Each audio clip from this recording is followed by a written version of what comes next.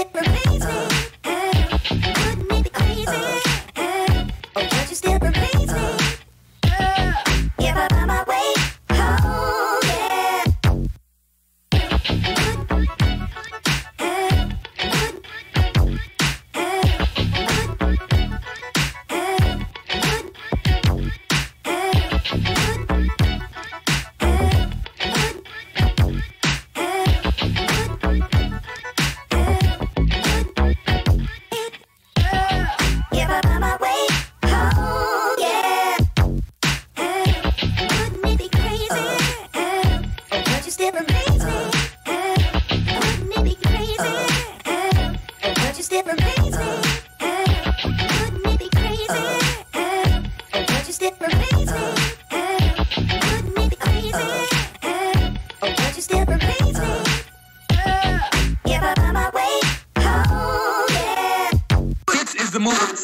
For those who what we do here is go back.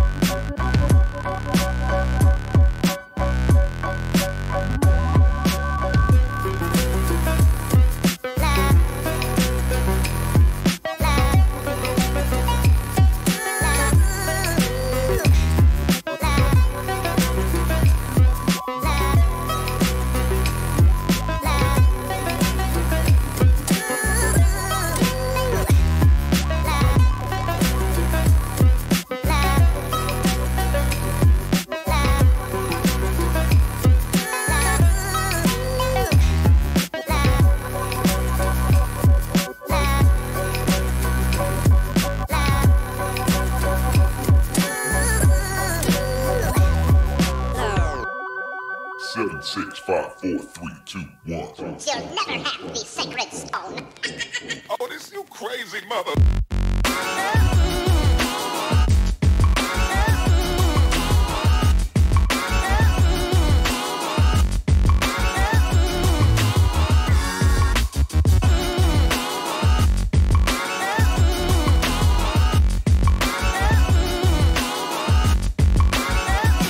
But I promise you, baby, I'll always be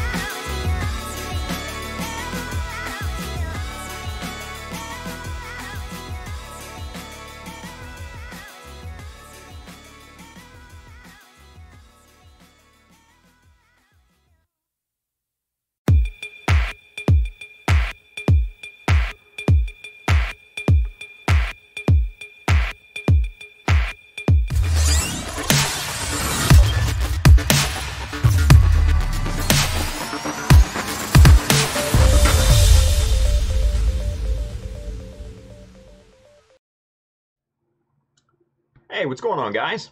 Welcome to the Child of Mecha live stream. I am your host, Tim, the one and only Child of Mecha. We got some cool things to do tonight, guys. Got some cool things. But first, let's get some business out of the way, shall we? First and foremost, rocking the Blue Destiny shirt. If you want one of these, go hit up the Child of Mecha store, childofmecha.com. Hit the store button at the top. You'll be transported to a wonderful world of shirts, hats, and some bags and stuff like that. So, it's awesome stuff. Go hit it up. Go buy some stuff. Definitely. All right? Second all, go win this model right here. Perfect grade, Ashtray red frame. You can win that if you donate to the Gunpla Talk fundraiser / giveaway. One lucky winner will win that very model. 6 other winners will win some amazing little resin busts from our good friend Win, Mr. Paint Pusher over there on Facebook. 3 other folks will win some really cool, amazing kits from our good friend Thurno at Thurno Hobbies and Games on Facebook. So check him out. Dwidget, I saw him in the chat. And then also our good friend Ace Schultz, Berkanatir over there on Facebook. It's a Gundam Sales on Facebook as well. He's going to be sending us some other stuff. So if you've not donated, right now is the time. The prizes are stacking up, which means your chances of winning a prize is stacking up as well. So definitely go donate. We're raising money for a really good cause, the National Alopecia Areata Foundation. They collect money to fight that particular disease. It's a hair loss disease, unfortunately, and affects everybody across every walk of life. So it's not a fun thing to have, so definitely go give some money, enter yourself in the competition, win some amazing prizes, and just make yourself feel good. Do something good for the world, right? All right. All the tools that we're going to be using tonight can be found on the Amazon link just below or the Facebook link over here. Go hit that up. Did I lose sound? No. Astria Kai hears me. Maybe it's just you, Bailey. I don't know. Anyway, so go hit up the Amazon link. We have all the tools on there. We've got a bunch of books for you to get some really good inspiration from as well. So those are in the link, and then also the gear that helps make this stream as well as Gunpla Talk possible. So all that stuff is in there on the Amazon link, here and here, depending on where you're watching. All right, so go hit that up. Go do it. Go do it. All right. SCGMC, November 10th. Make sure you're there. I'll be there. The scratch build demo that I'm doing is at 10:30 in the morning, 10:30 a.m. The doors open, I believe, at 8, and I'll be going on for an hour at 10:30. And then after that, we'll be doing judging and all that good stuff. There'll be some more demos afterwards, some really good stuff there. But yeah, I go on at 10:30. So that should be a lot of fun. So if you're there, swing by. It's a great time. It's a great competition filled with a lot of amazing people, vendors, etc. So aside from that, man, there's no book tonight, guys. There's no book tonight. I know on Friday I had said I wanted to get some things up on the website to move those to a good home. I did not get the opportunity to do that simply because I thought I already had pictures taken, and they weren't there. They were gone. They're deleted. So I'm going to work on that tomorrow, and those will be up hopefully by the stream on Wednesday. So there's no reviews or anything like that tonight. We're just going to jump right into it and start building. So doing a little bit of something different. Anyway, so I think I've decided on a color scheme preliminarily. And let me show you what I'm thinking here. So these are some decals that I got when my local hobby store went out of business, and I got this sheet of decals for like $1, something like that, something crazy, right? But I think what are these? These are old school, you know, tactical fighter squadron logos, insignias, whatever.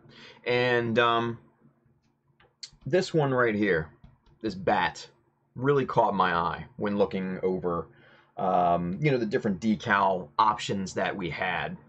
And I think that's the one I'm going with. I like it. And since this thing's being airdropped, it kind of, I think it kind of fits. I like the idea. So, the color scheme will be based off of that, right?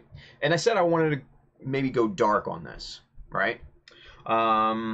So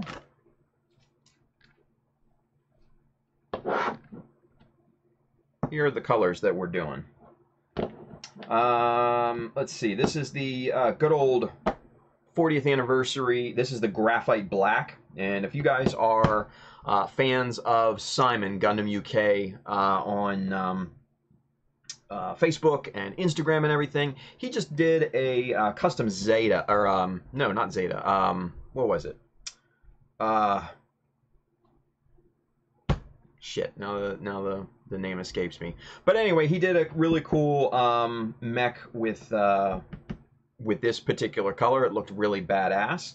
And then obviously with the decals being has like this light brown in here, went with dark earth, and then this is RLM 04 yellow.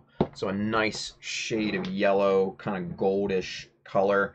And I think these three colors will match these pretty well, right? I think the overall, most prominent color will be the graphite black. So I think that's the one to go with secondary color being the dark earth, and then obviously your highlights and things being in the yellow. So that's kind of the idea at the moment. Obviously, this the color scheme is very fluid. I'm not 100% settled on it, but that's kind of what I'm feeling at the moment, right? So that's what we're going with, right? So let's get back over to one stream here. Let's say hi to everybody. Let's we haven't done that in a while. Let's scroll up here. Let's see who we got. All right. Let's see. Steve Middendorf is with us. He says, start the movie. Well, we did. Dwidget is right there. Awesome. Jay Lynch is with us. Ace Schultz. Bailey, as always. Elliot says, hey-o, Steve Middendorf. I want a Super Fumina bag. You're not going to get one of those, bud. I'm going to tell you right now, you ain't going to get one of those.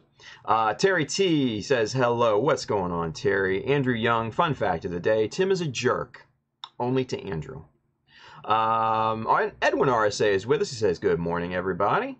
Gamer Bud. Bailey lost his sound, and then he fixed it. Astria Kai is here. He says, Bailey, fix your shit. That's funny. Let's see. Everybody says it sounds good. All good there. Julius Dembski says, I'm back. Sorry, too tired to watch Friday's episode. Still need to get caught up. Hey, not a big deal. Not a big deal at all. Captain Weirdbeard is with us. What's going on, Captain? Salute to you, sir. Chris Woo, what's going on, buddy? Yep, just started. We just started. Nothing, didn't miss anything. I just went over the color scheme that I wanted to do for this Jesta here. So, yeah, that's about all we did. So. No book or anything, reviewing tonight. Like I said a little bit earlier, so we'll save that for Wednesday. So let's get caught up with what I've done over the weekend. Whoop. Here we go. To camera. Here we go. All right. So last we were together. We were working on, the backpack here. And we had this little insert deal here.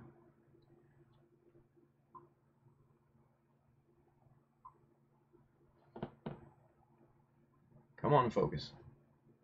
Doesn't want to focus. There we go. So we had this kind of hunchback. The Quasimodo pack, as some people really like to call it. So just added some, some little details, just some ridging on the top here. Nothing much actually on, the little hunchback, to be honest with you. I really tried to finish out parts. And what I worked on a lot was the rifle.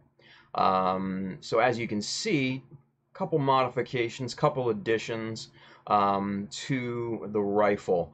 Let's start up here at the front. It's got kind of just made like a simple little iron sight right here. Just used a little Kotobukiya minus mold, stuck a 0.5 millimeter piece of strip in that, and just shaped it, kind of put a curve into it and everything there. Just added a simple strip, and let's see, I don't know if you can see there's the panel lines that we scribed in. So just panel line to box scribe, added some plastic strip to that. On the sight here, added the strip here because that seam was nuts. I didn't really feel like taking the time to really do what was needed to fix it, so I just covered it up. I think it looks good, right? So added another little kind of little iron sight little thing there, so when you look down look at that. When you look right down the orange, you can see that iron sight right there. I like that. That looks good, right? Added some strip on the back here just to kind of beef that up. It was just a little wimpy looking back here for my taste, so I just kind of, fattened it up a little bit. There was kind of like a circular weird indent here. Just put a little circular mold there, cute little hatch. And then I just kind of put this one little 1 millimeter by 1 millimeter strip down here just to give this underside just kind of a little character. So that was really it. Pretty simple. Glued this together, fixed the seams, all that. That was kind of a chore. Scribed a couple little panel lines just to separate some of these panels here, like right over here. Rescribed this indent here, things of that nature. Just simple stuff. Super basic on the rifle, aside from what we've already covered, obviously. Beyond that, let's see, worked on the shoulders a little bit. Got those finalized here. Where's the other shoulder? Here it is. So right on the top here, just added some small little ridges right there, just to beef that out, and then obviously just some simple little itty bitty strips along the top, along the bottom, just to give it a little emphasis, and then just a nice. Let's see if you can see that there. Just a nice box scribe, simple box scribe right on the side there. Nothing crazy. Just wanted to leave that kind of plain and simple. Match those, obviously, all the way around. Looking good. Simple stuff. So, in addition to all that, worked heavily on the parachute mold. And, man, that thing is a chore and a half, I'm going to tell you right now. I bought 5 pounds. 5 freaking pounds of modeling clay, right? I guess plasticine, it might be called in other countries, I don't know. But it's like an oil-based clay type of material, and it's doing the job. It's filling in the mold very, very nicely. But I've already got 3.5 pounds of clay on it, and the thing is a beast, and it's taken forever. I think my finger has a blister where I've been smoothing out the clay and everything, so it's crazy. Yeah, I've got about 3.5 pounds on it right now. Got 1.5 pounds still to spare, and it's about filled out. So after we get the form filled out with clay, then I have to go back in and kind of sculpt the billow kind of affect the bulges between the support seams and things of that nature. So that's fun, and that's basically taken the bulk of my weekend. Many hours. So the problem with it, since the fins are only 0.5 millimeter wide, they are flexible, right? So you have to put the clay down in layers or it will deform the fins. So you have to put it down in small, itty bitty layers. So 36 times around, do it again. 36 times around, do it again. 36 times around, so on and so forth. And it's just taking hours, but I think it's going to look good. I think it's going to look good. I hope it's going to look good. Let's put it that way. If not, this thing's not getting airdropped. Let's put it that way. So there'll be no more time to kind of fuck around with a parachute. So that's what we're doing. So tonight, though, we are going to continue work on the backpack. I've had some ideas on how to incorporate the boosters a little bit better. And I think I have the best way that I can think of to incorporate the boosters. So let's go back to 2 camera here. All right, so originally the idea was to have these kind of swing arms here like this, right, on coming out from the hunchback. And what I was going to do is basically attach these to that and have them pivot and all that good stuff. But the more and more I thought about it, I'm just not liking that idea. I'm not liking the whole thing about it. The aesthetic, the look, it just kind of, I'm seeing it in my mind and it just kind of looks janky, right? So, and then I saw the new high-grade ground Gundam, and I don't know if it's new. It might have been out for years, but it's new to me. I've never seen it before. With the parachute kind of jetpack on its back, and I was just like, man, that looks pretty damn cool. I might have to do something like that. So, what I had figured is to make on here make a cover that basically just slides right over this section here. I'll have 2 magnets under here, well, a magnet under here and a magnet under here, and then this circular mold, obviously by the border around it, is getting replaced by another magnet. So there's going to be 3 magnets holding it on, so it'll be super strong, right? But it'll be a cover that just basically snaps into place, and then these will be fixed on top of that on either side like so, right? So I think that's going to be a much better look, yeah? And obviously, you know, we can't do too much to the side because, you know, you've got the shield arm, you know, on the side there, and, you know, nothing on that side, but it's not going to look symmetrical or anything. It's not going to look great. So I think that's going to be the way to go. We're going to have a cover. We're going to incorporate these boosters into that cover. So this, I don't know, it might, no, we'll have to go with that because the way that I built these before, there's only a millimeter of space right here. So this ridge, I was going to say, might get sanded down, but it's not now. It's not getting sanded down. So we're going to incorporate all that into this. And obviously you've got the little covers here for the boosters on the backpack and everything, so we do have to maintain a decent clearance for these. But overall, I think having something like this, and even if it comes up a little bit, it can kind of come down below that this thruster bell here. It can come down below this and still be perfectly fine. So I like that. I like that idea. That's what we're going to be building tonight, working mostly on tonight. So we're going to cover this bitch up. So let's get started, shall we? So before we can do anything, we have to take dimensions. How wide is this thing? How deep is the plastic? Need to go around the sides, the whole 9 yards. But before we do that, I'm going to take these pieces off here so we don't mess those up at all, because that's easy enough to do, right? And I don't really feel like messing other parts up because I don't feel like fixing them. You do it once, you do it right, and that's good enough, right? So, there we go.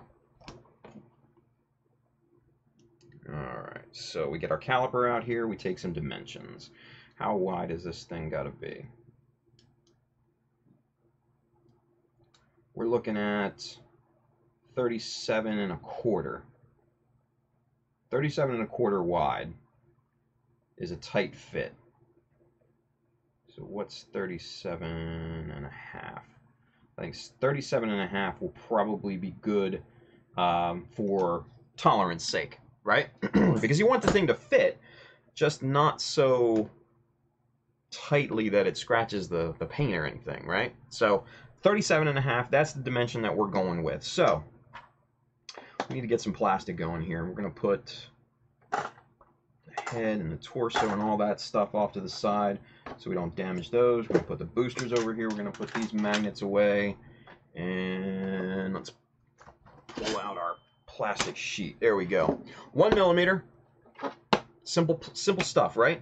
You can get this pretty much anywhere. And we're looking for 37 and a half. So let's see. Let's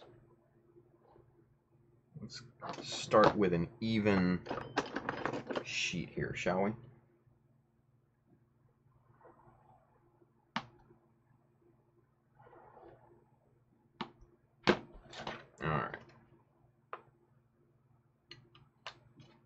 All right, so this angle right here is nice and straight.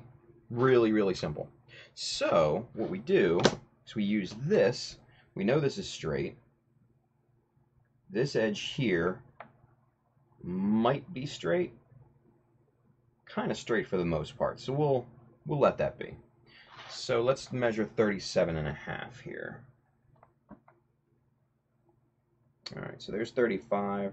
36, 37 and a half.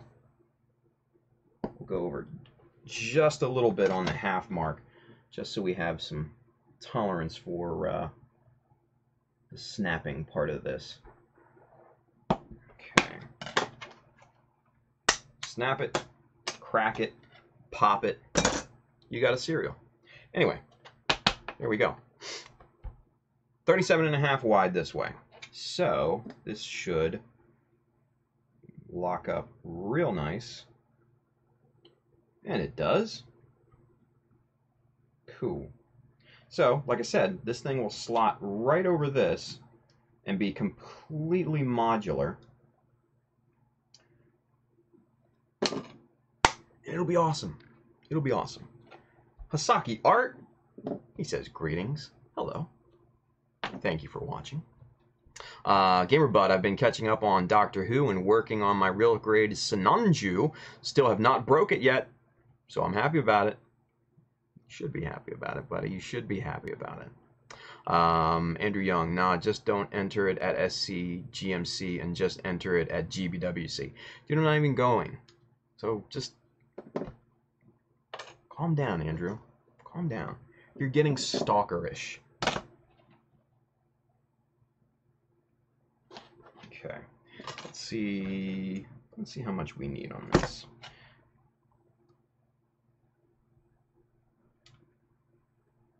So basically what we're looking for is we're looking for it to slot under this seam right here. So we need to basically measure off of that. So I think I want to bring this down to right about where that thruster bell is on the actual backpack. So right about, let's call it right here. I think that looks good. Let's measure this out, see where we're at with that. Oh, cool. Looks to be about 24 and a half. We'll just go 25, just because I like round numbers. They're easier to work with. All right.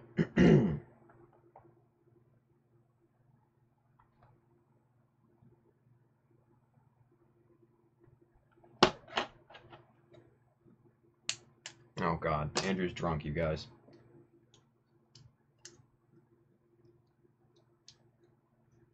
Bailey, if he gets too rowdy, feel free to kick his ass out. Fair warning, Andrew. I'm telling you now, dude.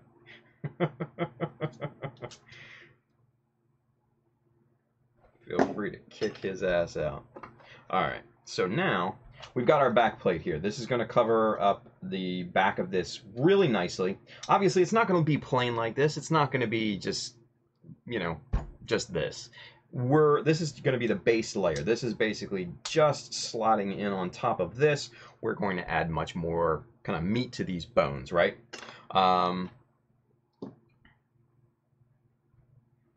Andrew, I am not even going to dignify that with a comment, buddy.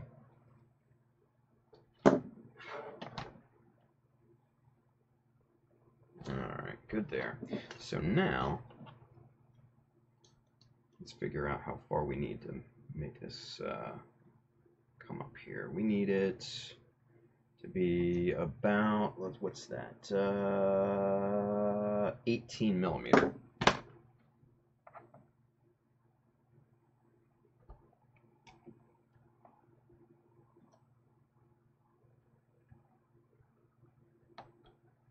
Right there.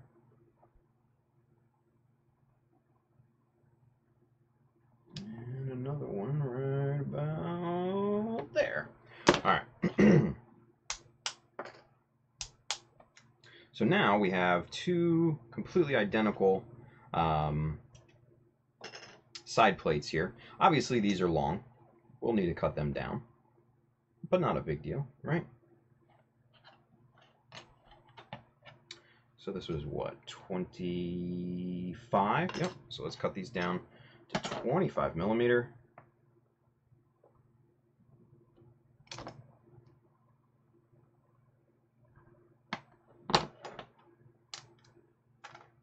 Toss that off to the side. Keep that scrap for later.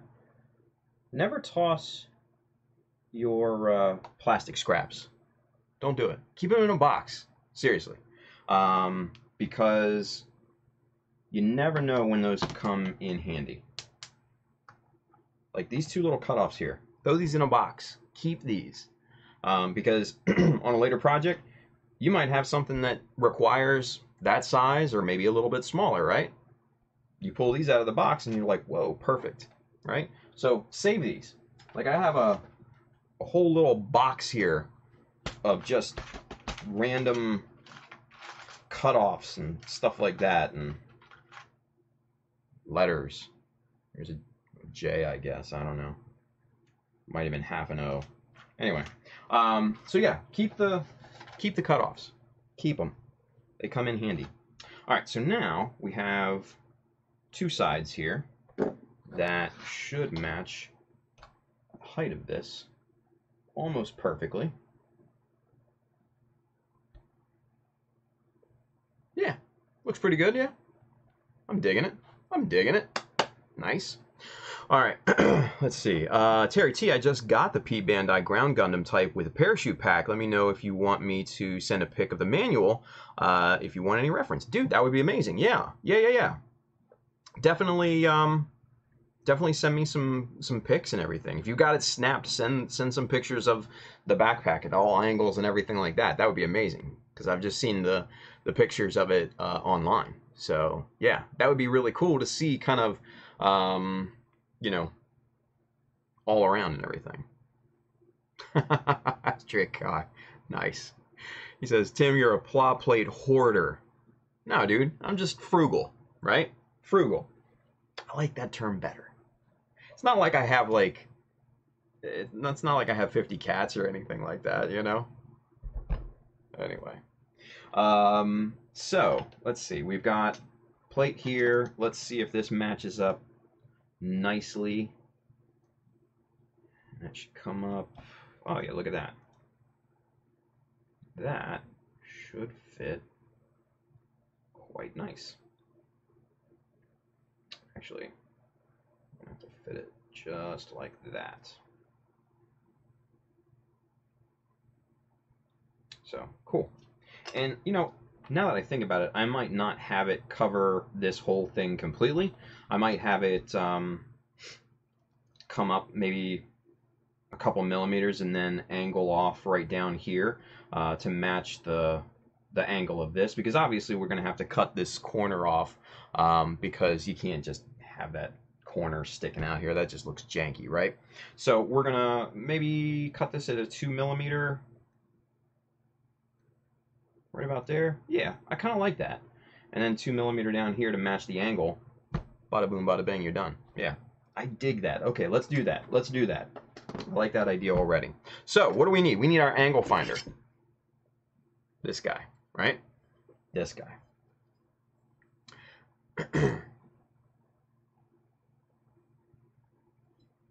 Nah, dude. I can't own 50 cats. Like, they would drive me just batshit crazy. Like, one cat's bad enough. I'm gonna tell you that right now. One cat's plenty bad enough.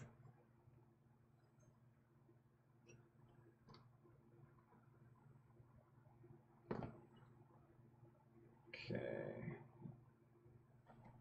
Narrowing down our angle here. That looks to be 35 degrees. Yeah, 35 degrees. So that's what we need. 35 degrees. So, let's see here.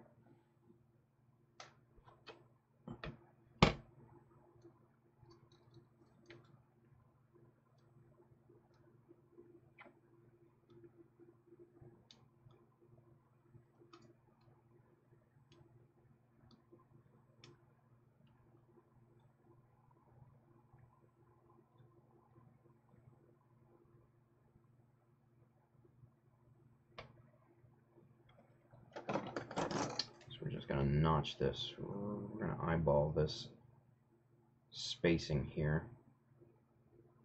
But that looks to be about 2 millimeters off of this back surface there. So that's what we're going to take off here.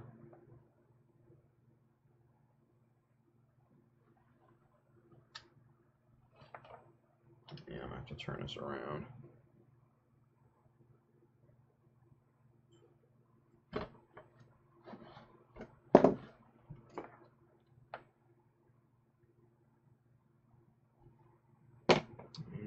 I'm going to use the good old chisel blade here. That's what this is very useful for.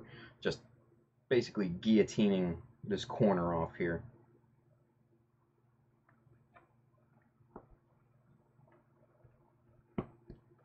Alright. So there's the initial cut. Obviously we're going to come back, we're going to clean that up a little bit, but this is just to see if we got our angle and everything right. And I think that looks pretty good. We got some cleanup here on that cut to do. It obviously is going to need some sanding and everything, but I think I like that look, that kind of off the backpack kind of look, just to make it look like it's a cover, right? So that's what we're going to do for the other plate. But first, let's get this edge sanded. Then we can use this as a template. Make sure we're still good with that. And yeah, I think we're good with that. What do you guys think? I think the spacing is nice and even.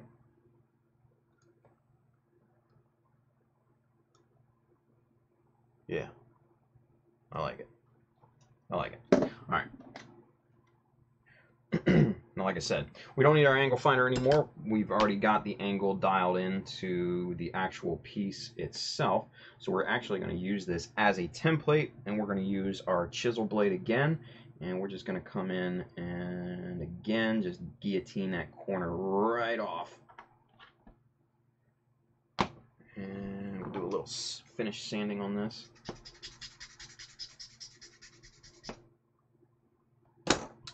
Now, these should match up quite perfect. Yep. Nice. Just like that. Easy. Easy peasy, guys. So now,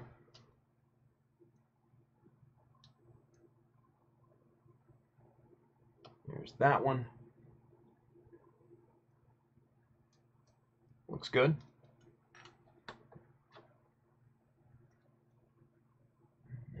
this one, same thing. Sweet. So we've got two sides, right? So now, let's get things started to glue together here.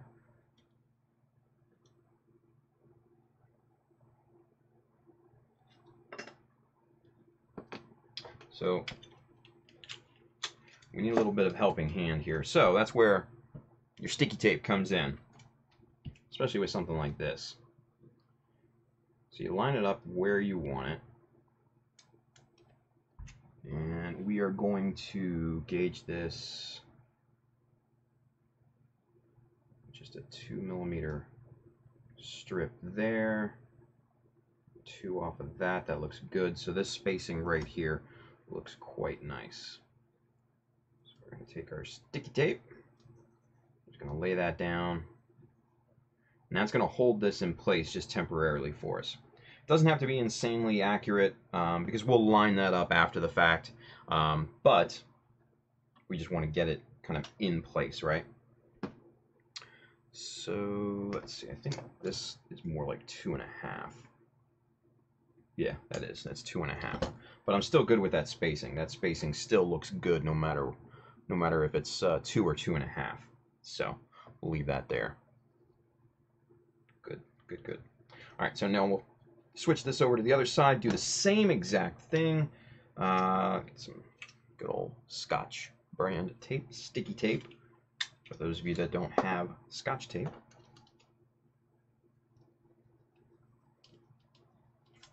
I think it's more of an American brand. I could be wrong.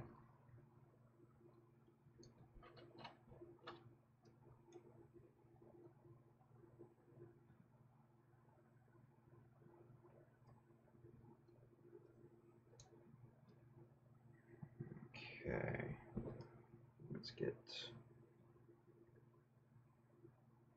it's a little bit too far off. We need to pull that tape off of there. Let's remeasure this bad boy here. It's more like 3mm off than 2.5.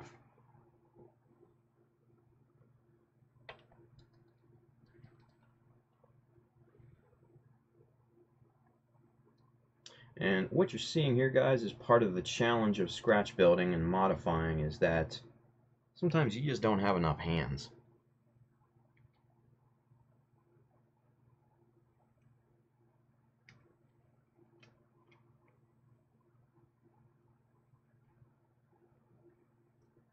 Okay.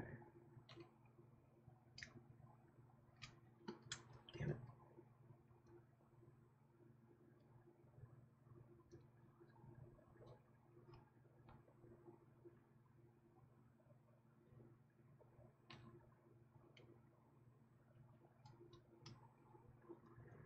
Okay. All right. So now we've got the two sides taped up here. Let's check, see if this thing is parallel.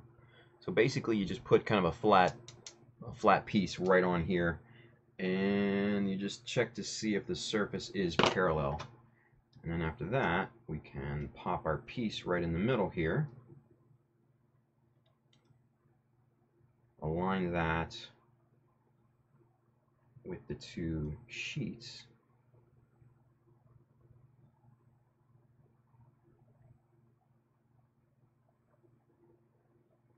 Looks pretty good.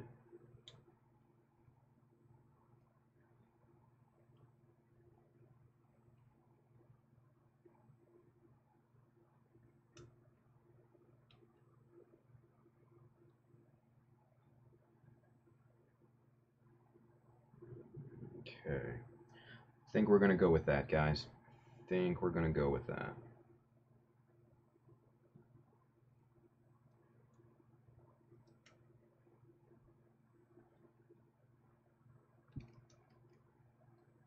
That looks like roughly 2mm of overlap on each side.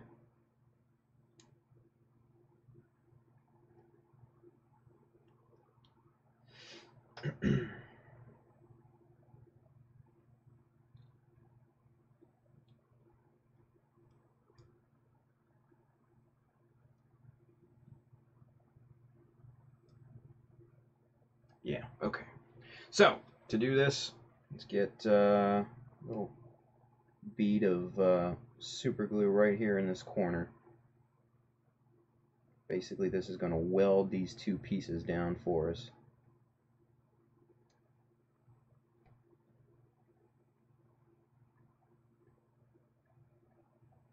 I like to be pretty generous with that. And once you get that one side done, that's the hardest part right there. So now you can really start to fine-tune the glue up.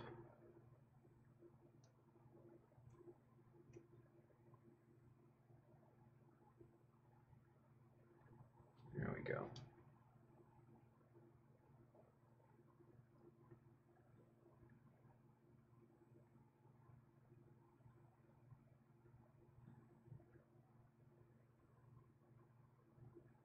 Okay. So we'll just hold this here for a few seconds. See what's going on.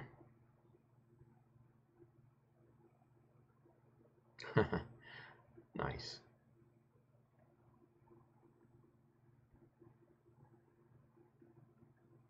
All right, I think that's good. I think these two pieces are good.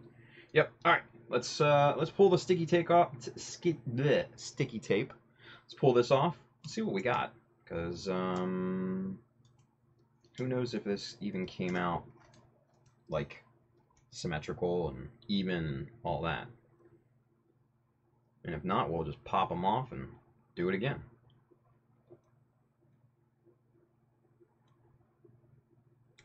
But you always hope to get it the first time. That's my hope anyway.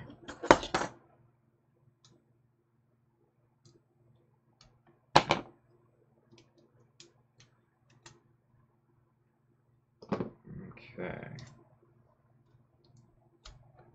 All right, let's do some measuring on the inside here because that's going to matter the most. So we're looking at 15 on that side, 15 on that side, so that looks good there. This side here is nice and straight. So let's see, 15 there. Damn, 15 there.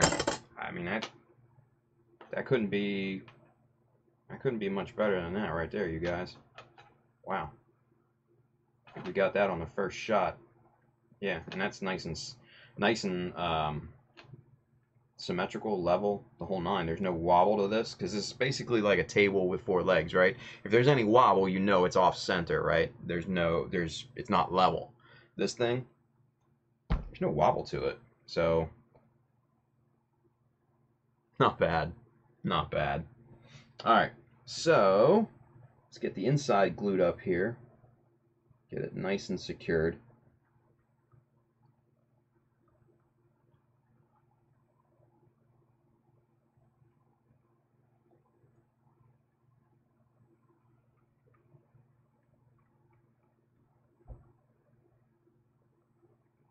All right, let's let that cure, okay? And let's go back to camera one. Let's say hi to everybody and get caught up with the chat here because you guys have been talking a little bit while I've been working. Let's see. Bailey says, I think 50 cats is not compatible with 50 Gundams. Yeah, I think I tend to agree with that. He also says, would be more like 50 fallen and scratched pieces of things that used to look like Gundams. Yeah, pretty much. Pretty much. Chris Wu, how about cut some a bit open hatch style? You know, I'm not kind of an open hatch style kind of guy. It's just not my aesthetic, you know? It's just not my thing.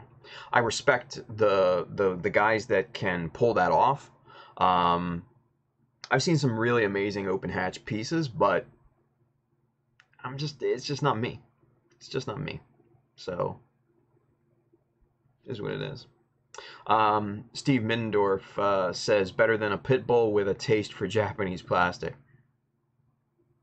Yeah. Yeah, that's for damn sure, isn't it? Let's see.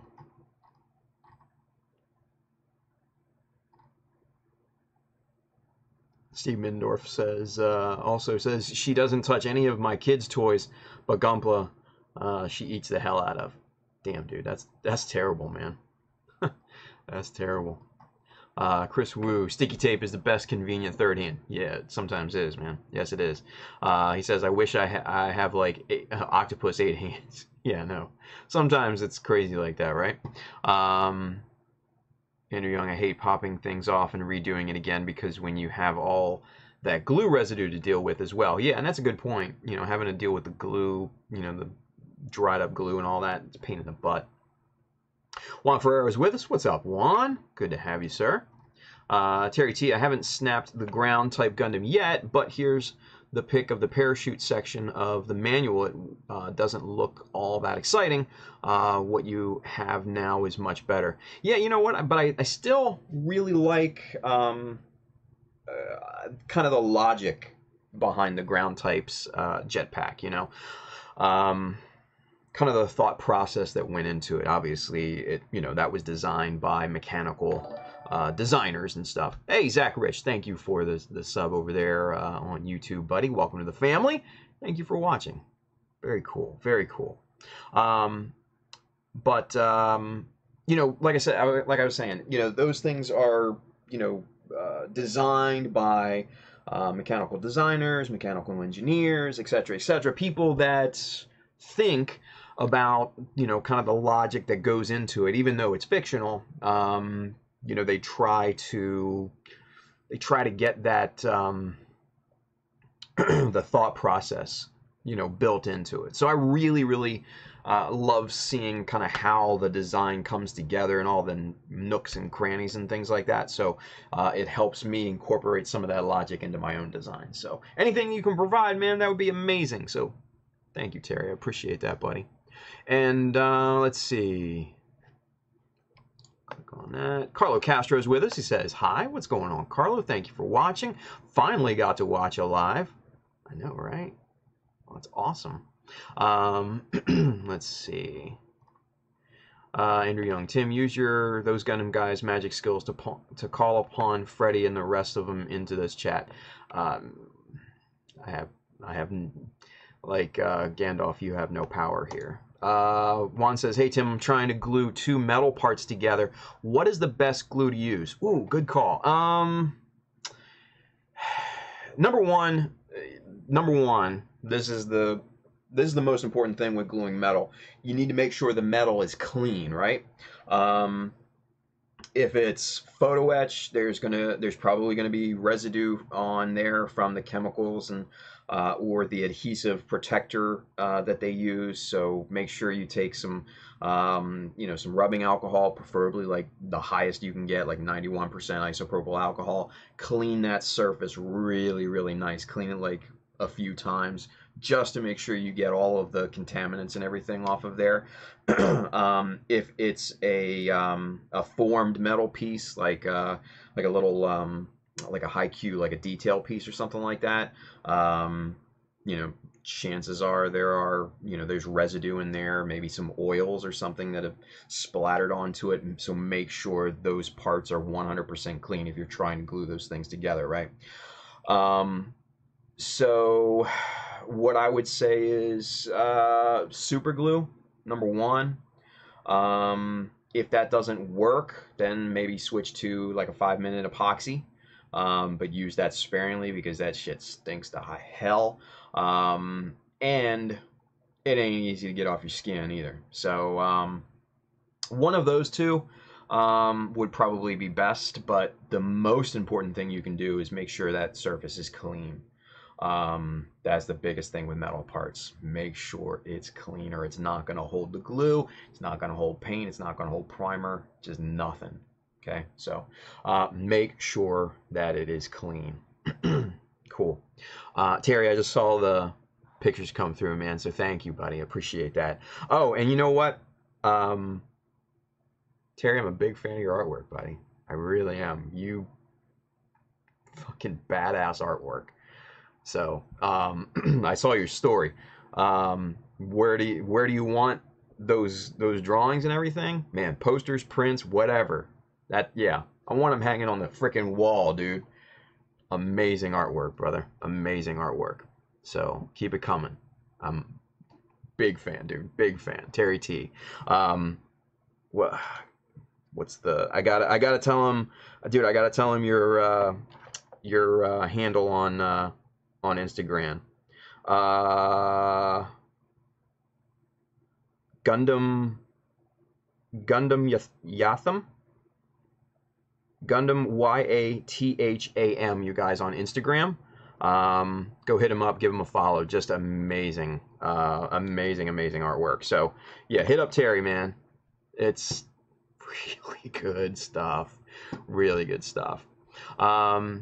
So yeah, wish super glue is reliable and good. I know Bailey answered Loctite, and yeah, Loctite Ultra Liquid Control. This is the one that I really like. This is the good stuff. You can get that at pretty much any hobby or hardware store, I should say.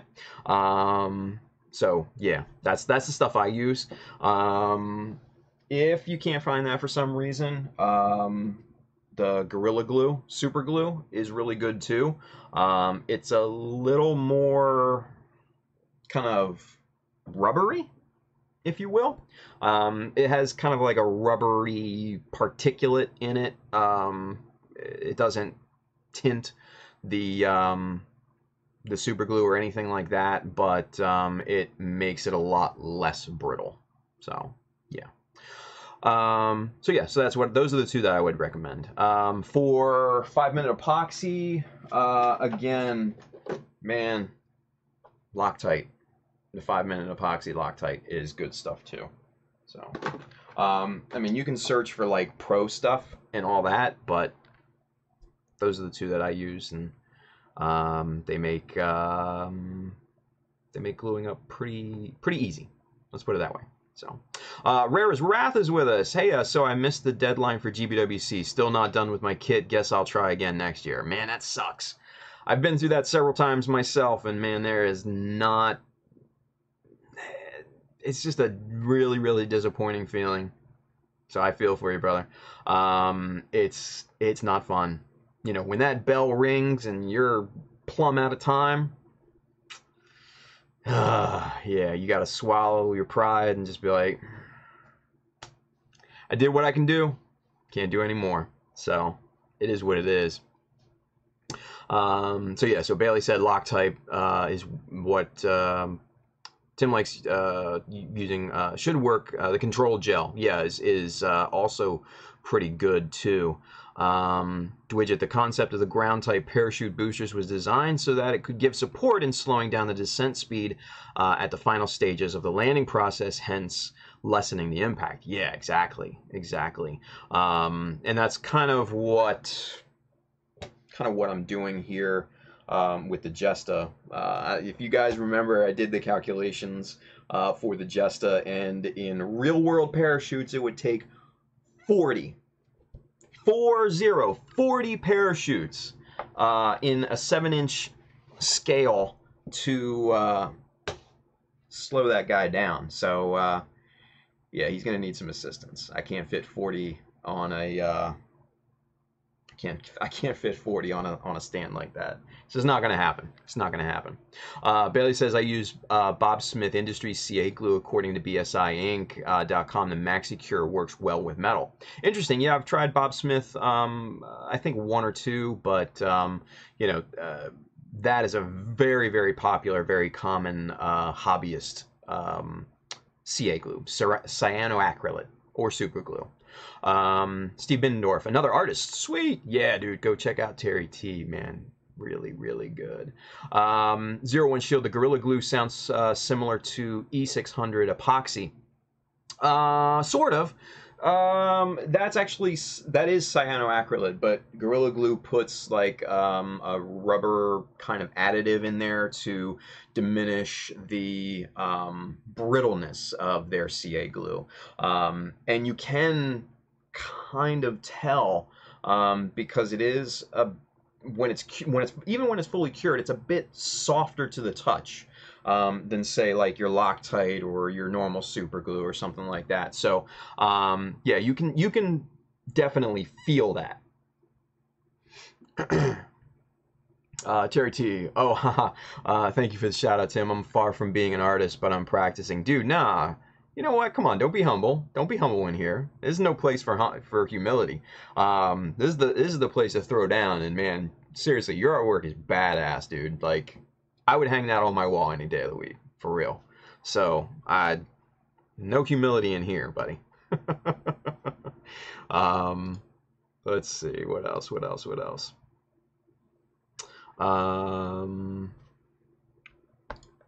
Andrew Young, I dig that hazel. Yeah, the hazel, Terry's hazel is just super cool.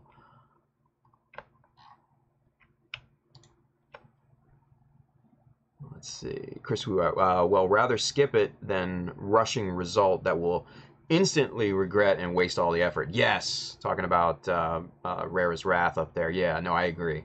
And and that's kind of what I had to do with the hummingbird for a few years. It wasn't ready, and I wasn't about to put it out there to the world without it, being what I wanted it to be. So yeah, it had to wait for a few years. So Steve Mindorf, I did a sweet, and he actually spelled sweet. I like that. He says, I did a sweet Barbados Lupus shirt design for my friends Lupus for Lupus charity fundraiser build off. Yes, that went around definitely all the groups and everything. So that was a good fundraiser because my mom has lupus, so I know kind of a lot about the disease and everything. Thankfully, hers is in remission right now, but still, she has complications. But that's awesome. That's awesome, Steve. That's really, really cool. He says, I'm an illustrator for a comic book company, so I dig art. Really? That's awesome. Man, I love when people get, like, super artistic jobs and, they're doing what they love. That's awesome, dude. That's so cool to hear. So cool. Edwin RSA, I just remember my country GBWC is at the end of the month. Oh, yes, sir. Get on it, Edwin. Come on now. Andrew Young. All right, I've been tired from this weekend's Comic-Con and stuff. I need some sleep. So good night. Good night, Andrew. Shush. Let's see. Bailey says, already following Terry, I'm digging the mods on the SD gun cannon. Yes. So aside from being a kick-ass artist, Terry's also an accomplished modeler as well. He's doing what? One build a month? So yeah, get on it and follow Terry because he's good. He's good. And Bailey says, and the nice weathering. Nice. Yeah. I dig all that stuff. I dig all of it.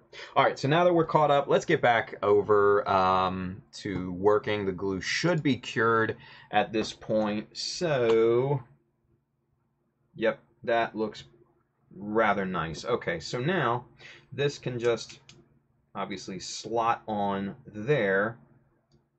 We've got a nice straight edge there.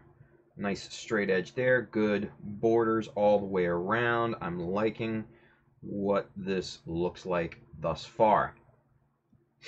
And it comes down, oh, and look at that. It comes down just above that bevel on this piece right here. So that's actually pretty nice. That was an unintended happy little accident, as they say. So that's pretty nice there. Let's see where these covers for the thruster bells fall, because that's another one that I kind of want to see as here too. So let's see, what do we got?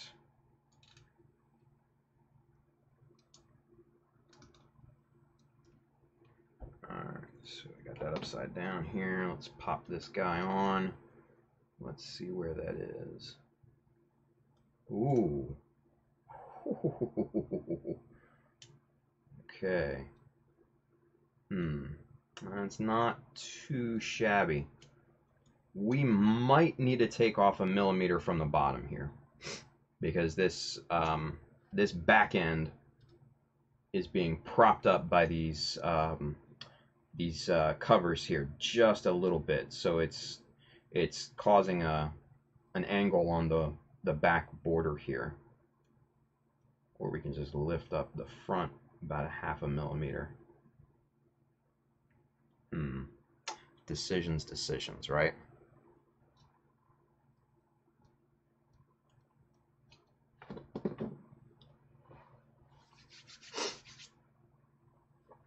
Oh, wow. Ace.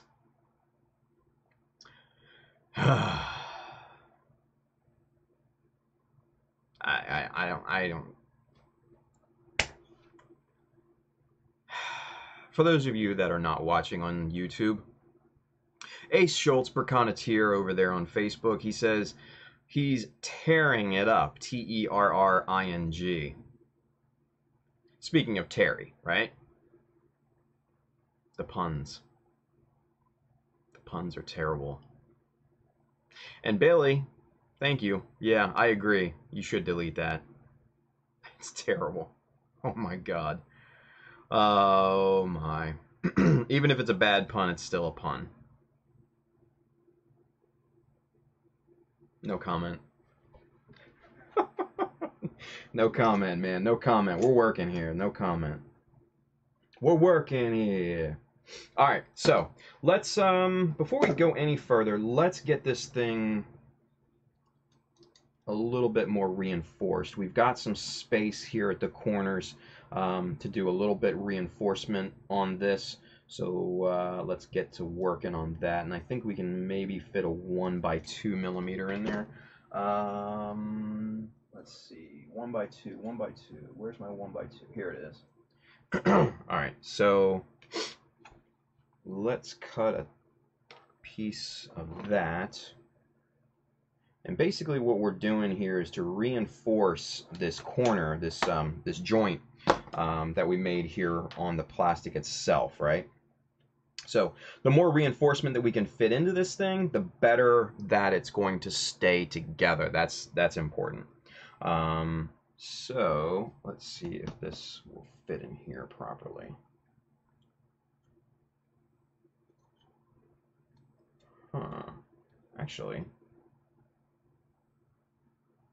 Actually, we might have another happy accident here.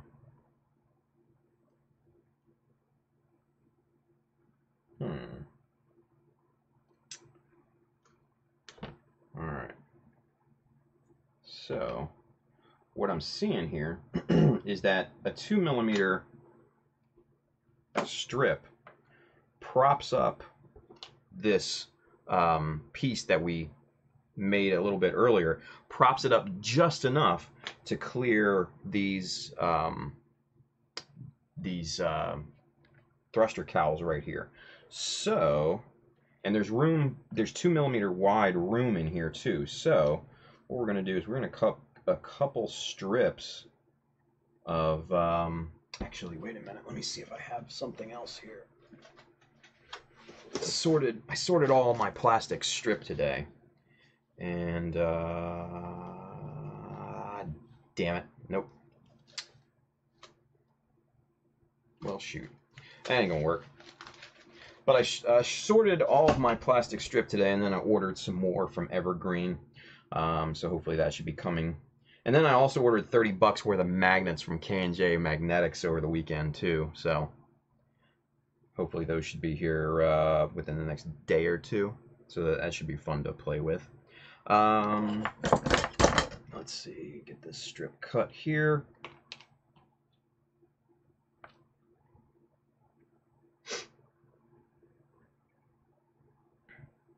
We're going to cut 4 of these strips. We're going to make 2 spacers, and basically these are going to serve dual purposes. One as a spacer, and then also as a reinforcement for the inside of these pieces. So what we're going to do is we're going to actually use, to me, extra thin on these. We're going to get these going here. So let's get our little tweezers and run a bead of this right down there.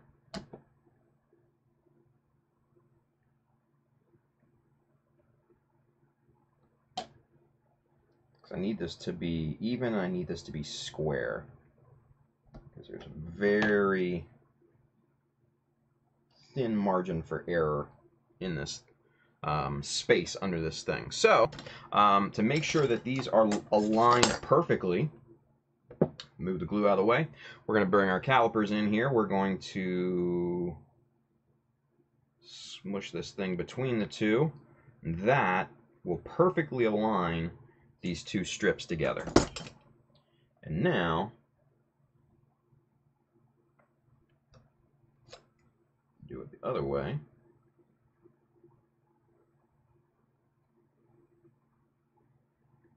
Now we'll push them together. And there we go. Perfectly aligned 2x2 beam for our reinforcement. So that's important, guys. Even when you're using super glue like this to make parts and all that good stuff, it's important to reinforce them and make sure you've got strength in those corners. Because obviously this is not like woodworking where you can come up with some crazy, secure joints or anything like that. This is plastic modeling. It is just straight up butt joints and stuff like that. So we need to make sure that there is proper reinforcement all the way around.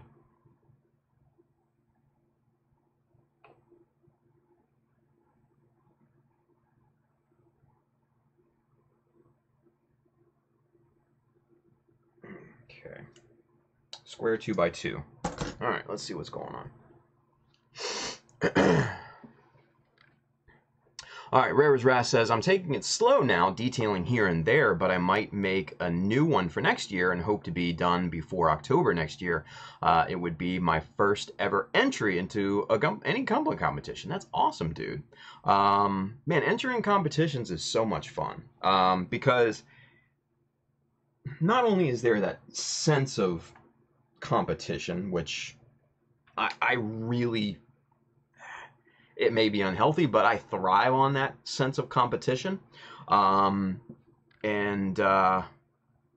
It's just it's so much fun meeting everybody and interacting with other modelers and stuff like that. You can see their works, they can see yours, give and receive feedback and all that good stuff, man. It's just a good thing all the way around. Even if it's local or if it's GBWC altogether, it's just a good time. So that's awesome. It's really good to hear. Terry T says, I love puns and dad jokes. Man, see, Terry, you're encouraging Ace. That's Bailey says, well, if the subject of bad puns does not mind, yeah. Ace Schultz there, yep, validation, woo. Ay. The Dwidget, sounds like you need to make a supply run, LOL. Yeah. I ordered, I ordered magnets, I ordered plastic strip, yeah. Those are the only two things that I really honestly needed at this point. Later on, I'm gonna have to get a case for this thing once it's finished up to take it places and all that, because I don't do the bubble wrap, put it in a Tupperware container deal. That's not me. I treat it like it's a bomb, right? I put it in a Pelican case. I know they cost a lot of money, but the protection level is so worth it. So if they stop me at the airport and look in my Pelican case, it's not a big deal to spend another 5 minutes there and making sure that it's protected. So but that'll come later. Let's see. Bailey says, supply orders. I got some green ammo one-shot coming in from my Zaku's, along with some masking tape from another company. Nice. Steve Mindor says, hey Tim, just sent you a pic of my Barbados Lupus design to the comm messenger for you to look at. Awesome. Thank you, brother. Appreciate that. I'll take a look at it after the stream. So that's really cool of you. Thank you, man. Twitch says, yeah, I started working on my first diorama, so I'm constantly buying supplies. And he says, and yes, Pelican cases are worth the money. Yeah, dude, they so are. Bailey says there was a sale on Pelican cases somewhere. Saw it today in an email, I think. That kind of narrows it down somewhere. That's cool. No, you know, I usually get them off of Amazon. They have really good prices on Pelican cases. And then, you know, what I do is I always, you know, stick them in the cart and then hit the save for later, so it notifies me of price changes and everything. And I check Amazon several times a day. Because I have a ton of things in that save for later, so I can, you know, keep track of price changes and all that. So, yeah. The widget says usually at Harbor Freight. Yeah, Harbor Freight has their own. I've not seen like actual Pelican cases sold at Harbor Freight. I wish they did. That would be very convenient for me. But I've seen theirs there. But I'm a Pelican guy, man. Fly Pelican, fly, man. Because you know, I've used Pelicans for over a decade now for camera gear and stuff like that. And they've never failed me, not once. And I've traveled back and forth across the country with lighting gear and camera gear and all that stuff, and never had an issue. Never once had an issue. So you can't say enough good things about Pelican cases, or at least I can't say enough good things about them, man. The pressure release, the double throw latches and everything, and the pick and pluck foam and all that. Oh, so good. It's so good. Now, I know a lot of you are probably like, but Tim, it's just a fucking case. What's the love for? Trust me, if you have one, you'll understand. You will absolutely understand. All right, so let's get these beams locked in here. We're going to super glue these in because the super glue is already down. And we're just going to pop these bad boys in. We're going to bevel the side here because there's obviously some super glue residue still in that corner. So we're just going to bevel these corners down a little bit. And it doesn't have to be super neat. It just has to make room for the residue that's there. The dried up super glue and all. So we're going to get that started with the hobby knife, and then we're going to come in with the bastard file, and we're really going to go to town and get some plastic moved off of this thing here.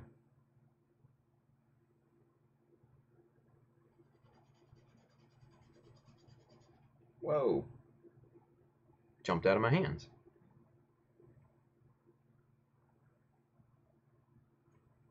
Come on now. This might not be the best tool for this. We'll use the jeweler's file instead. Probably a little bit more manageable on a piece this size.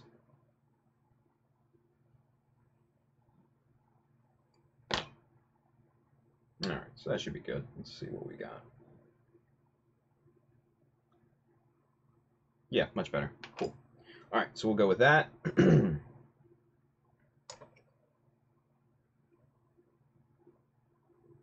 Oh, shit. Since this thing's going to be on the inside, it doesn't really matter if we screw this up.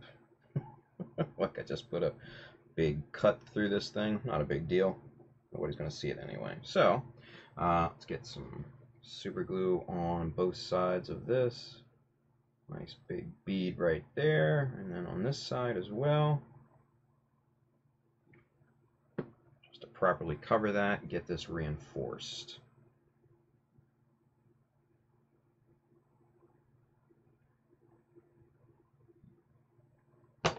Okay, and now what I like to do is take your caliper again, just really apply pressure to that on that side, and then on the side.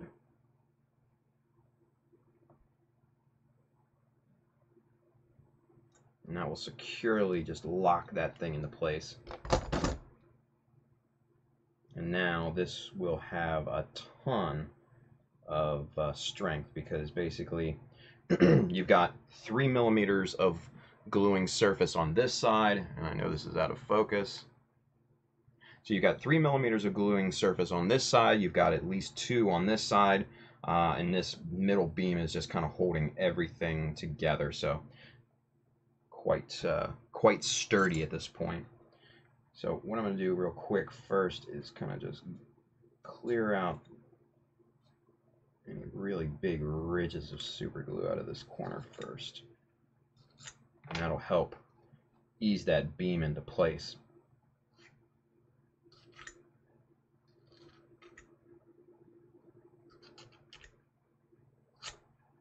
Okay, so that'll be good there. All right, let's get this next piece beveled up.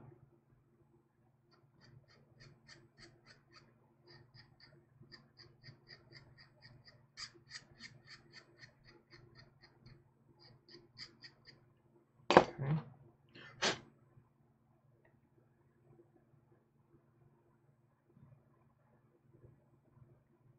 Ace Schultz, body pillows for Andrew. No. I told him, I forget who posted it, but someone shared the link, and then Andrew, well, no, oh God, what was I forget the page that shared the link for the fundraiser, and the person said the rumor had it that the $100 folks would get body pillows, and I was teasing, and I basically said, yeah, if we break the goal, which we're not going to break the goal, you guys. It was a very lofty goal to begin with. So I'm very confident saying that we're not going to break that goal. But not a big deal, because we still raised a good amount of money for a good charity. But Andrew had obviously replied, and so that was fun, right? Alright, so this thing is beveled. I'm going to get this guy glued up here again.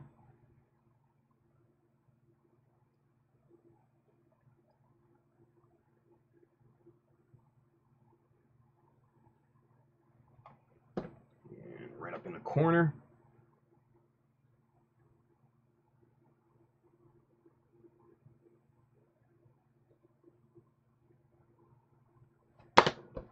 Okay, quickly get the calipers in here.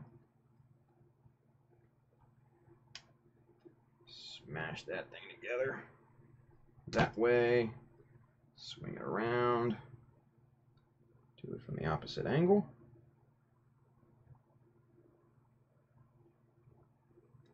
Come on now.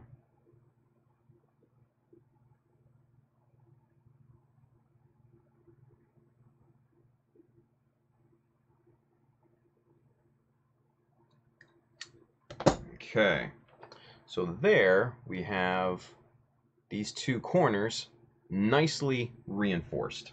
Easy peasy. And so, let me check for any nasty residue in here. Oops.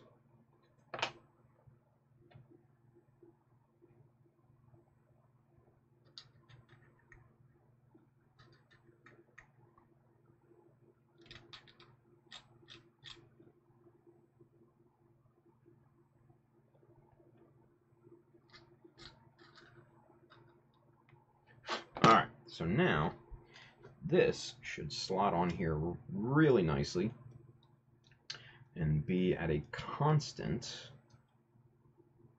height. Let's see.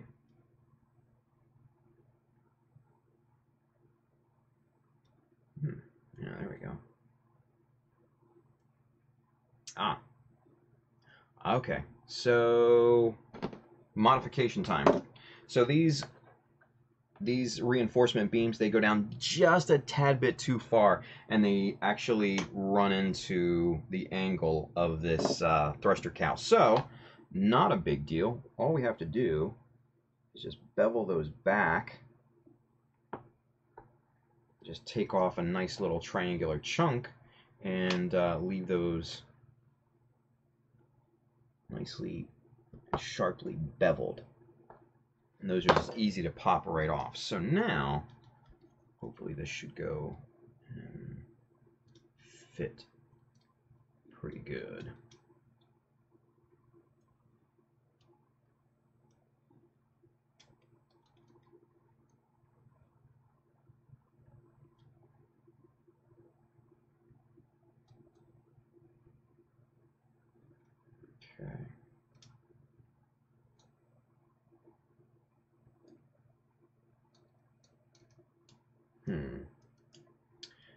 still weirdly angled. I don't know why. Let's take off these thruster cowls here, these covers. Let's see if that changes what we're experiencing here. Another part of scratch building is troubleshooting what you've built. Because sometimes, no matter what you do, it just doesn't fit.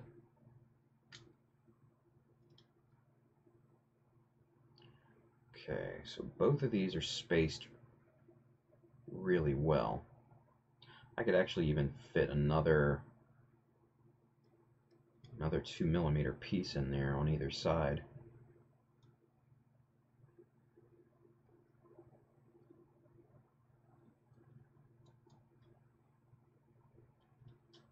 Ah, no, I see what's going on. Okay. Now I see it. Okay, so the reasoning behind this odd angle is that this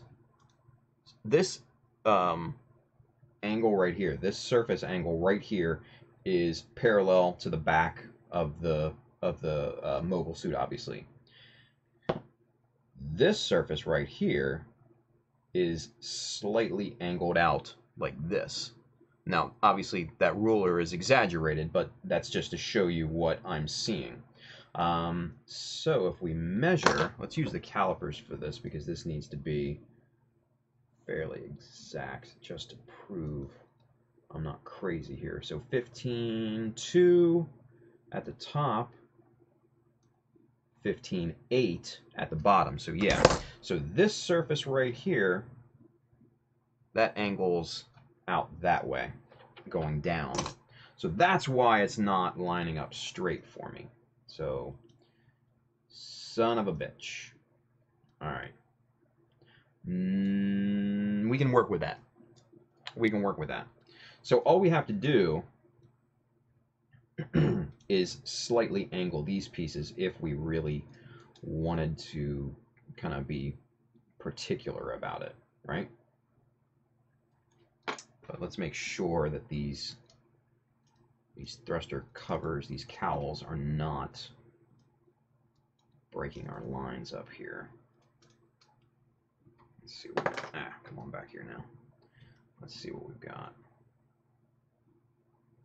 Yeah, there's about a 1/4 millimeter between the bottom surface of the plastic sheet right here and the top of these thruster cowls.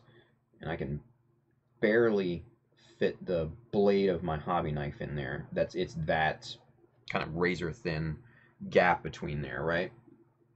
I mean, look at that. That's just clearing. That's, yeah. So about a 1/4 millimeter, maybe less. So that's it's actually a great clearance.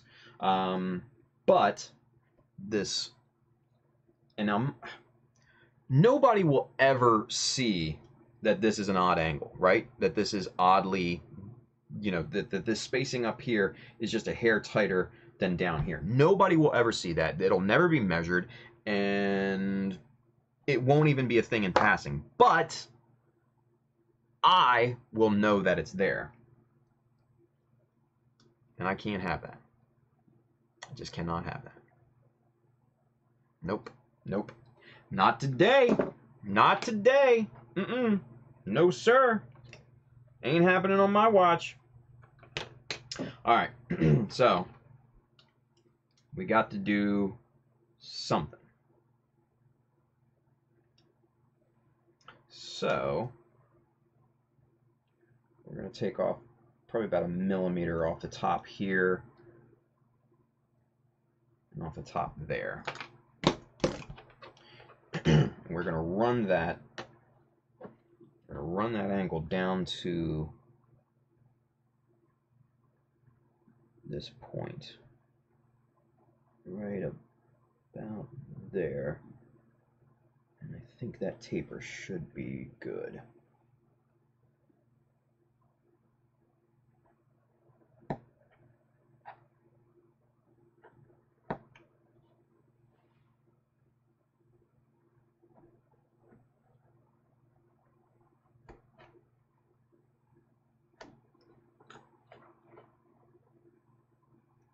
Okay, so there's our first test cut. Let's see if that... Oh, yes, sir. Let's get focused on that, because that looks pretty damn good, you guys. Boom. Now look at that. That's pretty nice and straight there. Let's get a little strip in here to make sure. Yeah. Man, that's super close to being parallel. That actually might be perfectly parallel. It's about a 1/2 millimeter all the way around, and I think what I still need to do is I still need to sand this edge flat because it's not perfectly flat there down at the bottom of the cut, since the cut was basically going into nothing, right? So we're gonna have to angle that back and just kind of sand that flush just a little bit. But that seemed to be a good amount to take off. So we're gonna do the same thing on this other side here. We need to be really careful about how far we go cutting this thing.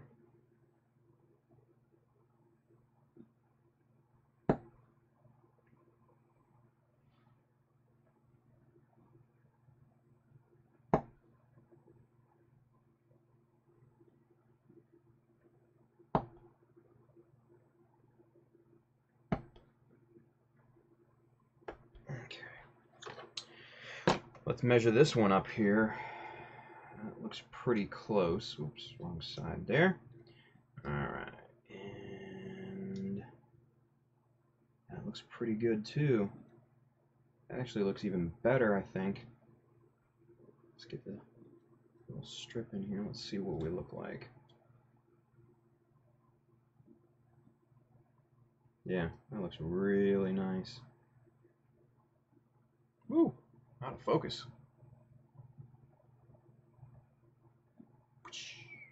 There we go. So there you can see. Come on, focus, camera. Damn it. I had it in focus and you go out of focus on me.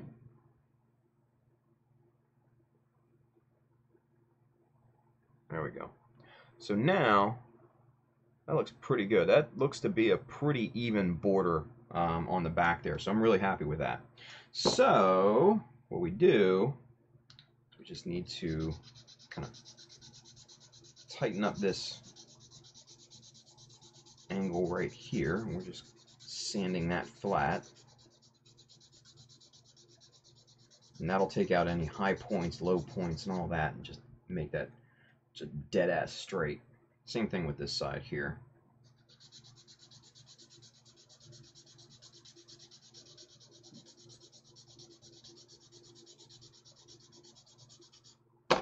Okay, now that looks good on there. Looks good on there. All right, so now we've got our cover formed, right? There's our starting point for this booster, for these kind of jet packs or whatever. Let's see.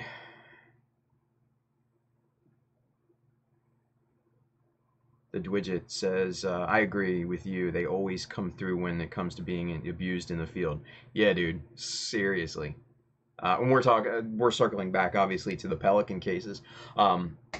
Funny story. I travel when I go on location for video shoots and stuff like that. And mind you, we just travel with simplistic gear.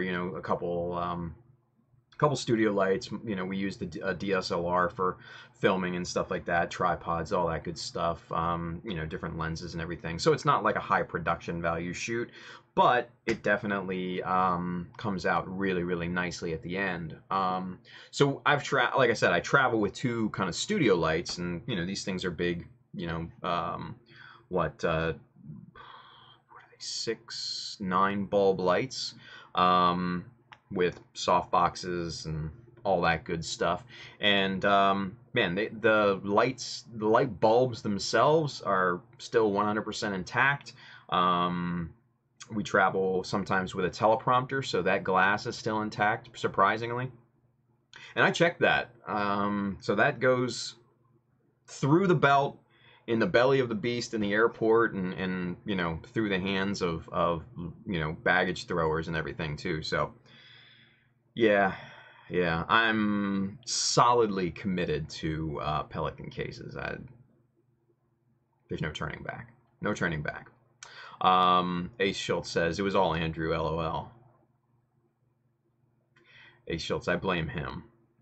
Angel De La Cruz is with us. Body pillows, woot. Stop it. Stop it, Angel. You're encouraging them. Steve Mindorf, so that's a no on the Strike Freedom body pillow. I don't understand the dread fascination with these body pillows, man. I just don't. I don't get it. It does not compute for me. I don't know. I don't know, you guys. Maybe I'm just not like an anime dude. That's what I'm thinking at this point, you know? Because I'm not like really into anime at all. Mind you, like Gundam and Mech, you know, shows and everything like that, I'm down for. But other types of anime and stuff, I'm just not really into it. It's just not my thing. Now, my daughter, mind you, she is a self-professed weeb. She told me that the other day. She says, "Dad, I'm a weeb." I'm like, get the fuck out of my house. No, I didn't. I didn't say that. She's adorable. You guys have seen her before on the show. She's made an appearance. She's 10, so she's at that age where she's kind of finding, you know, her place in the world, so to speak. And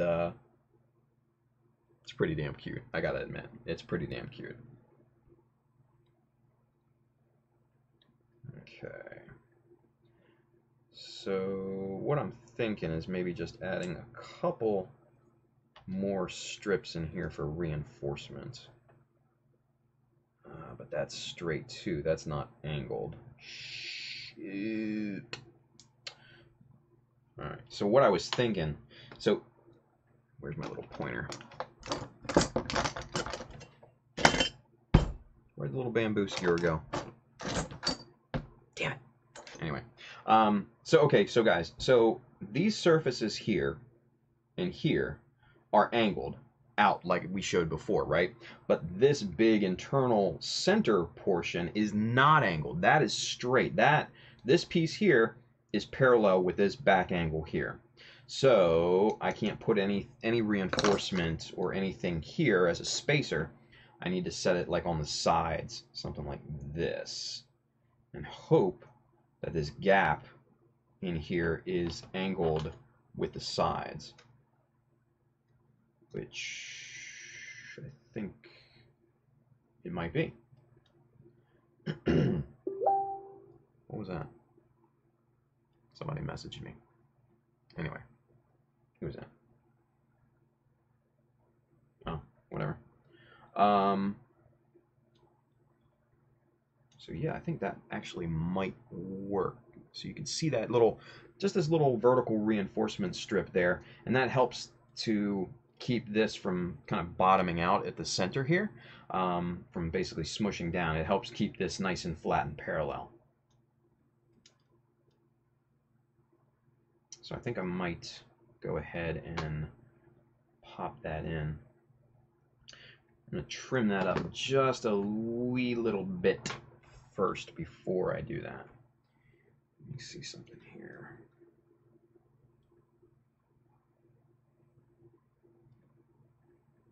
Okay.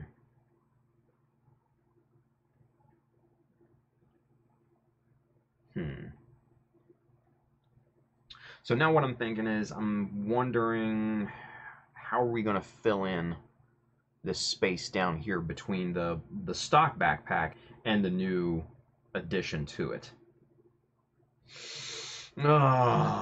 Problematic.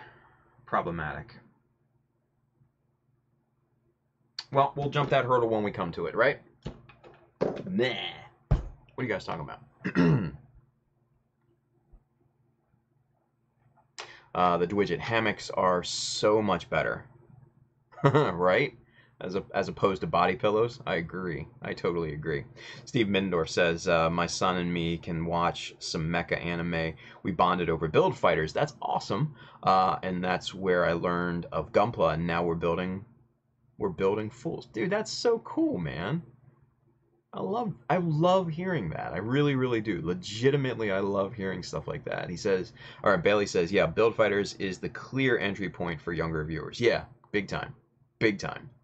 But that's cool, you know.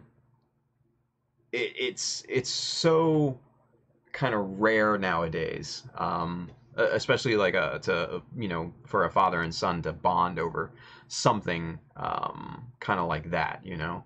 So that legit warms my heart to hear, man. That's really, really cool. Really cool. That's awesome. Keep it up, man. Keep it up. Hopefully he doesn't grow out of it, you know? So just kind of keep him interested in it. Don't go like sports dad on him or anything, but just, you know, try to bring him back to center if he's still got the interest in it. But that's really awesome. That is really legitimately awesome to hear.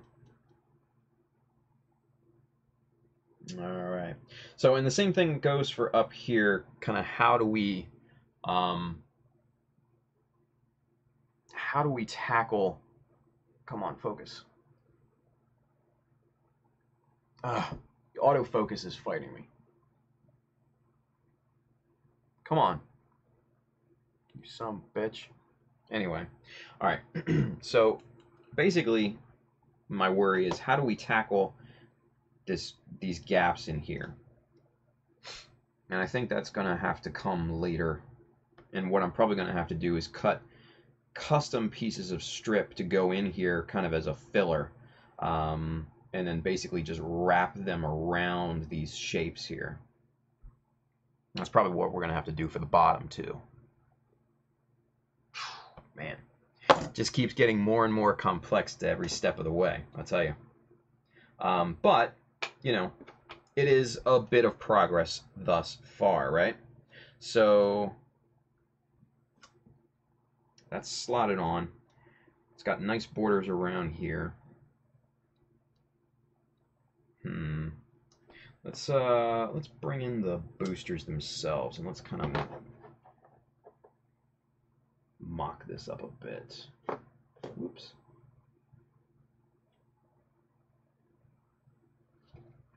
Okay. So let's get this flash cut off here.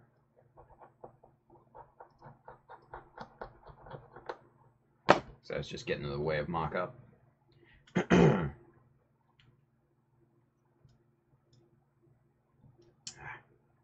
Flash on both sides. Anyway, not a huge deal. But there's kind of what we can expect.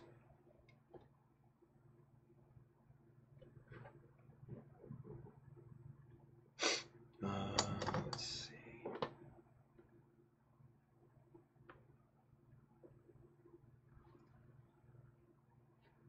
Pull that out there. There we go. So that's kind of what the back look, you know, we can kind of expect here for this edition. And then obviously in profile, something more along the lines of that.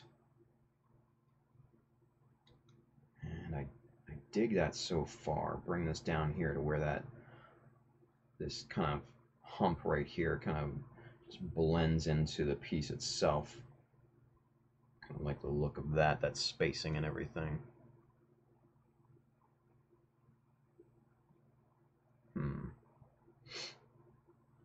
You know, what we could do is we could have something that just kind of wraps down here like the original plan. It's a thought. It's a thought. We're going to have to explore more off the stream in terms of what we could do. But you can kind of get the idea of where this is going. And obviously, you know, we're going to have to build up the middle here because you've got this gigantic valley mass expanse of space here in the middle. So we can't obviously just leave that. You know, that's not going to look good at all, right?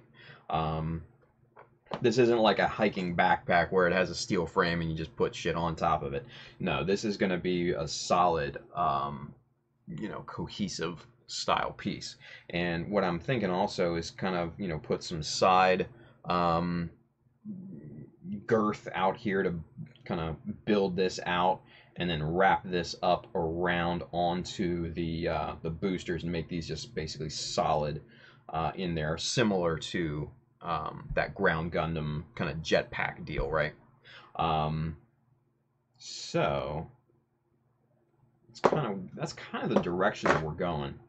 And some guys with scratch building, some guys will draw out plans and they'll make measurements and they'll come up with schematics and this, that, and the other and everything. And I'm not that guy. I just build it. I just sit down and throw plastic at it, and whatever comes out, whatever I think looks cool, that's what I'm doing, right? So, Terry T, where do the off-white parts come from again? Were those scratch? Yes. So these were scratch built. These are resin. I scratch built the master part of these. This was all just plastic sheet built up from a shape I designed, and different detailing and everything like that, scribing and all that good stuff in there, and then had some places for boosters in the back. Let's see if it'll even focus back there. You can kind of see those dots in there. A couple of streams ago, I showed how to make a booster out of an inflation needle, and that's what I used in these. And these were actually the boosters that I created for the Hummingbird. So if you take a look at the Hummingbird pictures on the back, you will see these same boosters, a little bit more detailed out, but the same exact ones. So, but yeah.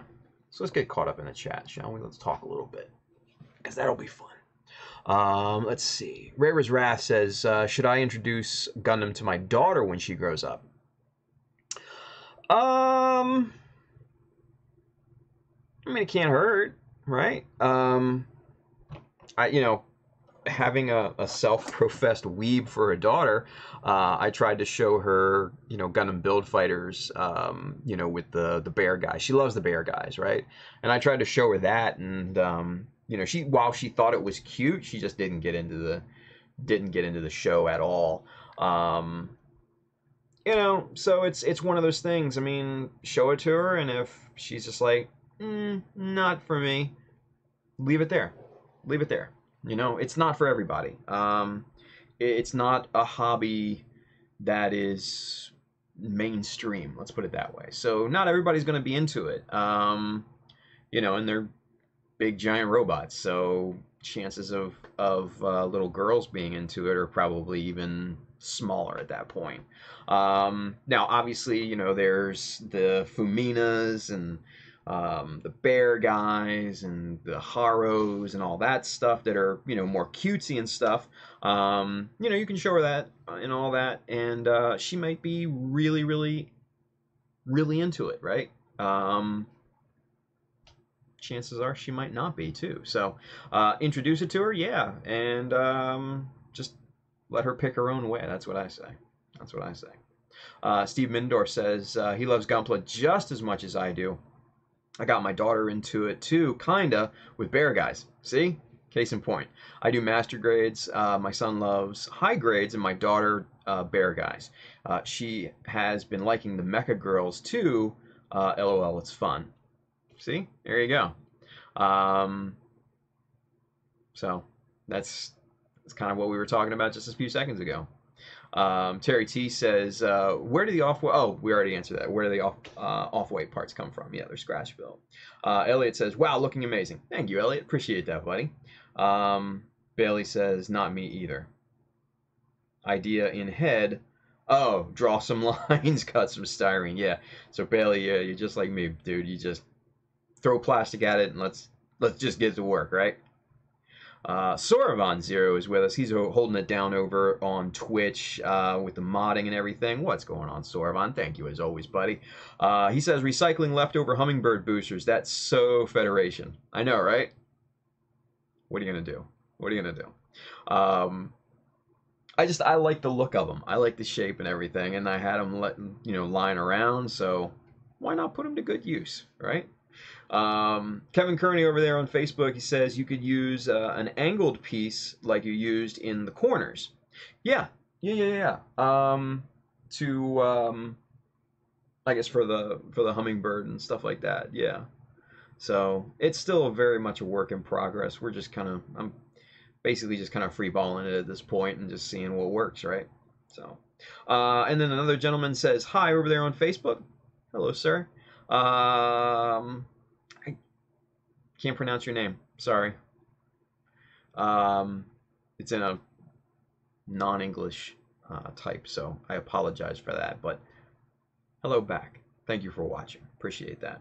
So, all right, you guys, let's go back and let's try to figure some shit out, shall we? All right, so we got our piece. We got our backpack. What can we do? What can we do? I don't know if this reinforcement piece here is going to work perfectly. Let's cut this bad boy in half. And let's see what we got. Let's see. That's about half. Yeah, about. Yeah. All right. So let's put these two pieces in here. We're just basically kind of just slotting these in here, just dry fitting. And we'll put this piece on top. Those pieces fell down. Typical.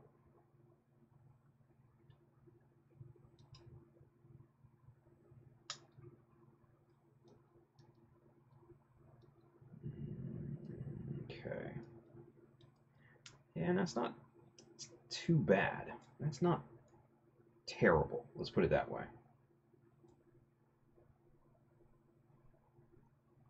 Yeah, I think I might go with that.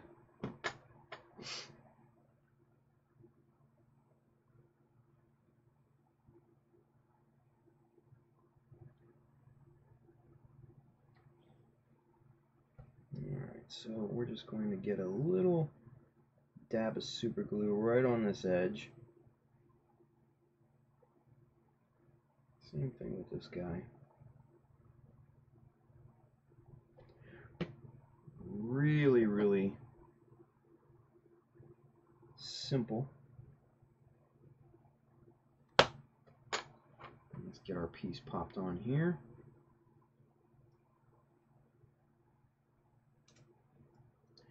Press those down. Get the glue set on that piece. Now they should, fingers crossed, hopefully lift off. Yep. Boom, look at that. Perfect. Perfect. Every time. Perfect. All right, so that looks great. Those are properly aligned. Now, when you slot this thing on, oh, super solid. Super solid. Oh, yes, sir. Yes, sir. Clearance is still perfect. Oh, man, I'm super happy about that. Oh, see, now that's a nice solid surface to glue shit onto, right? That's nice. That's nice. That's nice. All right. Now we're hitting. Now we're hitting, guys. Now we're hitting it. All right. So, let's get this edge trimmed off here. Let's get this thing nice and flush because we've given plenty enough time for this super glue to cure up on both sides. We've given enough time for the reinforcement strips to cure up. Let's trim this up, make this nice and flat, and then we can kind of really start getting some shapes and geometry in on this thing. feeling good so far about this, guys. I don't know about you, but I'm feeling good about this. I like it. Like where this is going so far. Okay.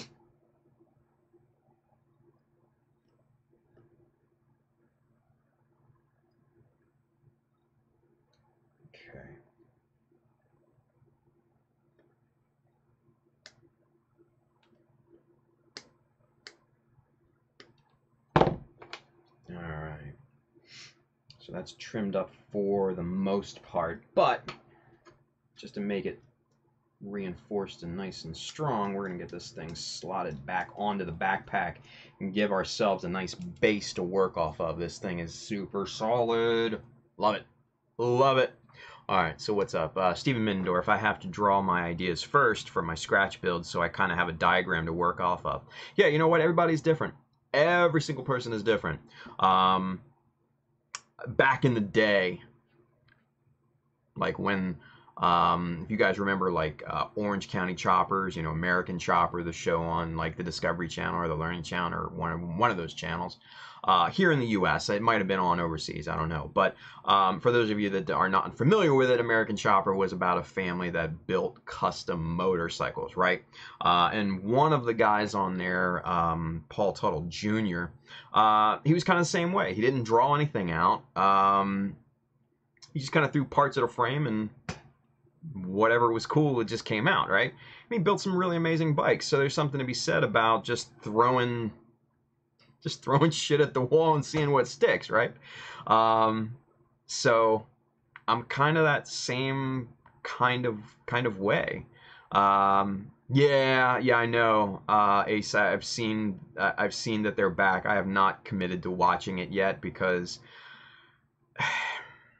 I don't know. It just lost its luster. It just completely lost its luster for me. So, there is one show I do like on this Discovery Channel, the Diesel Brothers.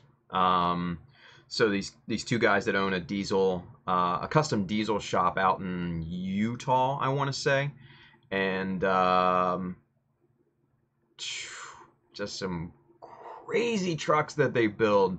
Like it makes me want to get a diesel truck, man. Just crazy builds. So Ace says, yeah, Junior went bankrupt and had to go back to Senior. What? Wow. Crazy.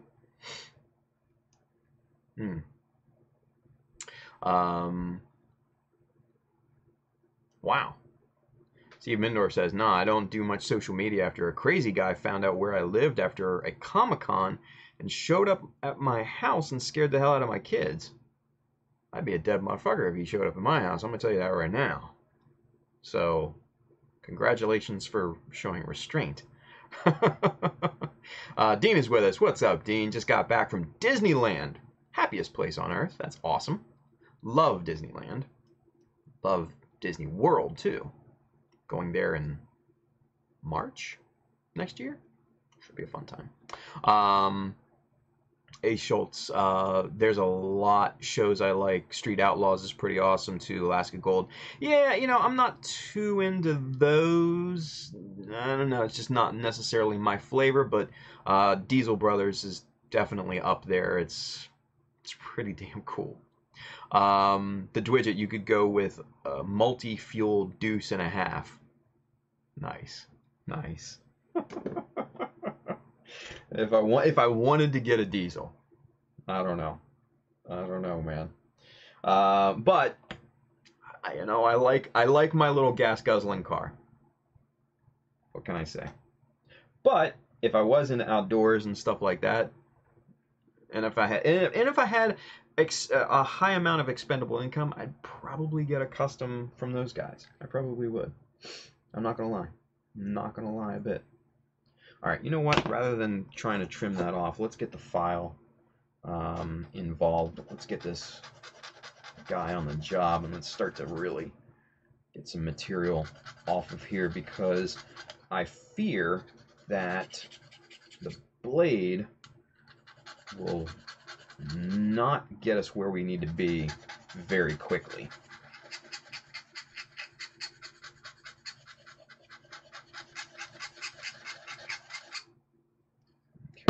this thing back on here so we don't lose the shape and everything here too. All right.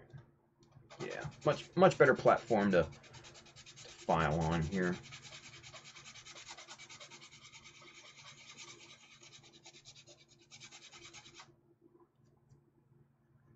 Cool, that's getting there. That is definitely getting there.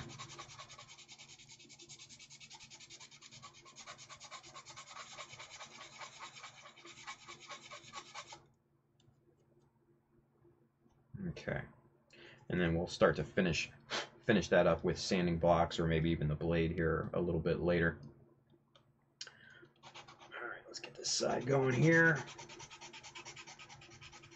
Oh, shaking the shit out of this camera, isn't it? Here we go. All right, what's that?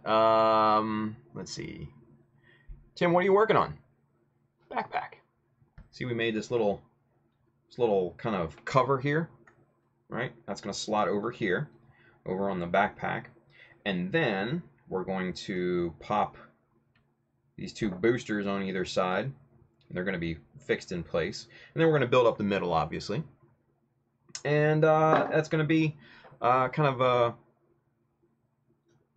jetpack, if you will. And that's going to help decelerate this Jesta as it is being airdropped to the ground. So that's what we're working on. Let's see. Billy says, I liked Off-Road Warriors. I wish they continued it. Never saw that one. Hey, Schultz. Tim, what are you filing this under?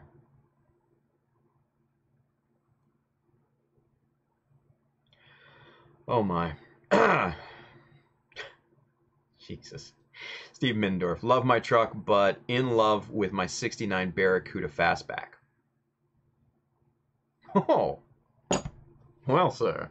You have my attention. Nice. Very cool. He's live streaming a backpack trip. Fucking Ace is on fire tonight, you guys.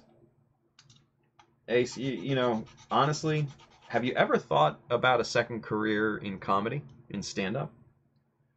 Just telling puns. Nothing else. Just puns. Right? Kind of like, almost like an Andy Kaufman style act. I think that would be hilarious. Oh, hell.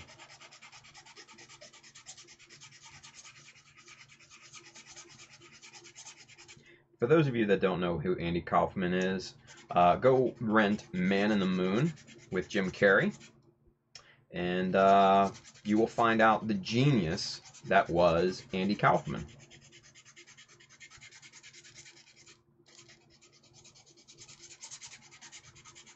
Okay. That's getting real nice. All right, so we're going to switch to big ol' sanding block here. You guys have probably never seen this on a stream because I very rarely pull this guy out. So, yeah, that's a big ol' sanding block, right? So this is basically just sandpaper on top of a 3/4 inch piece of MDF. I think this is like 8 by 8 inches or so. And, you know, MDF is super flat. And it's very stable too, meaning that it doesn't react to moisture in the air like wood does. Wood expands and contracts, where MDF is solid. It's basically wood fiber and resin, you know, mixed together and formed like a resin part almost. It's poured into a mold or what have you. So it's super, super stable, super flat. That's why I use it for this big old sanding block here. And we're going to try our best to flatten this piece out without breaking it here. Gotta go double fisted. See what that looks like. Oh yeah, it's getting nice. That's getting nice and flat. Nice and flat. Let's try... nope, that's not gonna... That ain't gonna work. Let's try the back and forth technique here.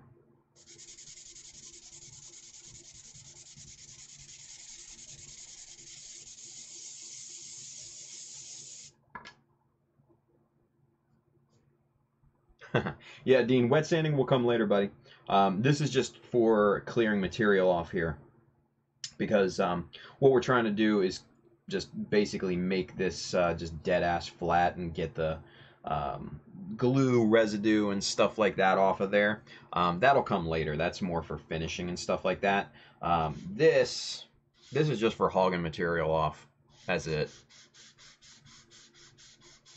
Look at that. I'm not even looking at it. Look, Ma, no hands.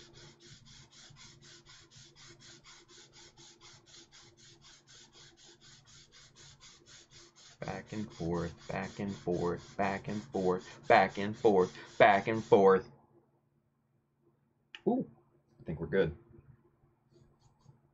I think we're good. Yep, that's solid. That's a solid sanding routine right there, ladies and gentlemen. So now, wet sand. Whoop, whoop. So now we go to the wet sand. Now we smooth this bad boy out. So let's get this popped back on here so we have a solid base from before. Ugh, this water needs to be changed out. It's nasty. It's nasty. All right. So now this just, wet sanding just kind of smooths out the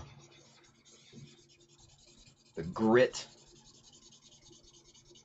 And I think that sandpaper on there was like 400, so extra gritty.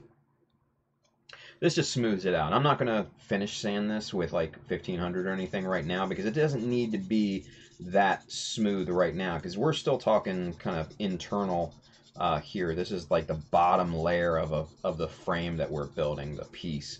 So this is just the part that kind of goes around the original piece here. So this doesn't have to be super, you know, dead ass smooth or anything.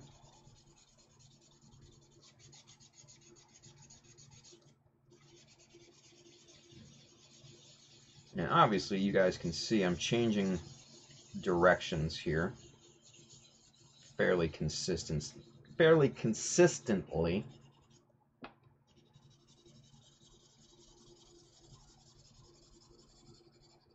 Okay, that should do it. So we'll just dip that in water. Move the water out of the way. Get a paper towel in here. I'm just gonna pop that down. Soak up all the excess water.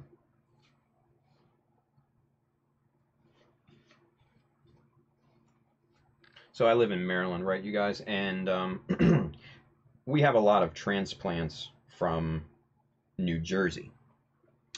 And all of the transplants from New Jersey say water.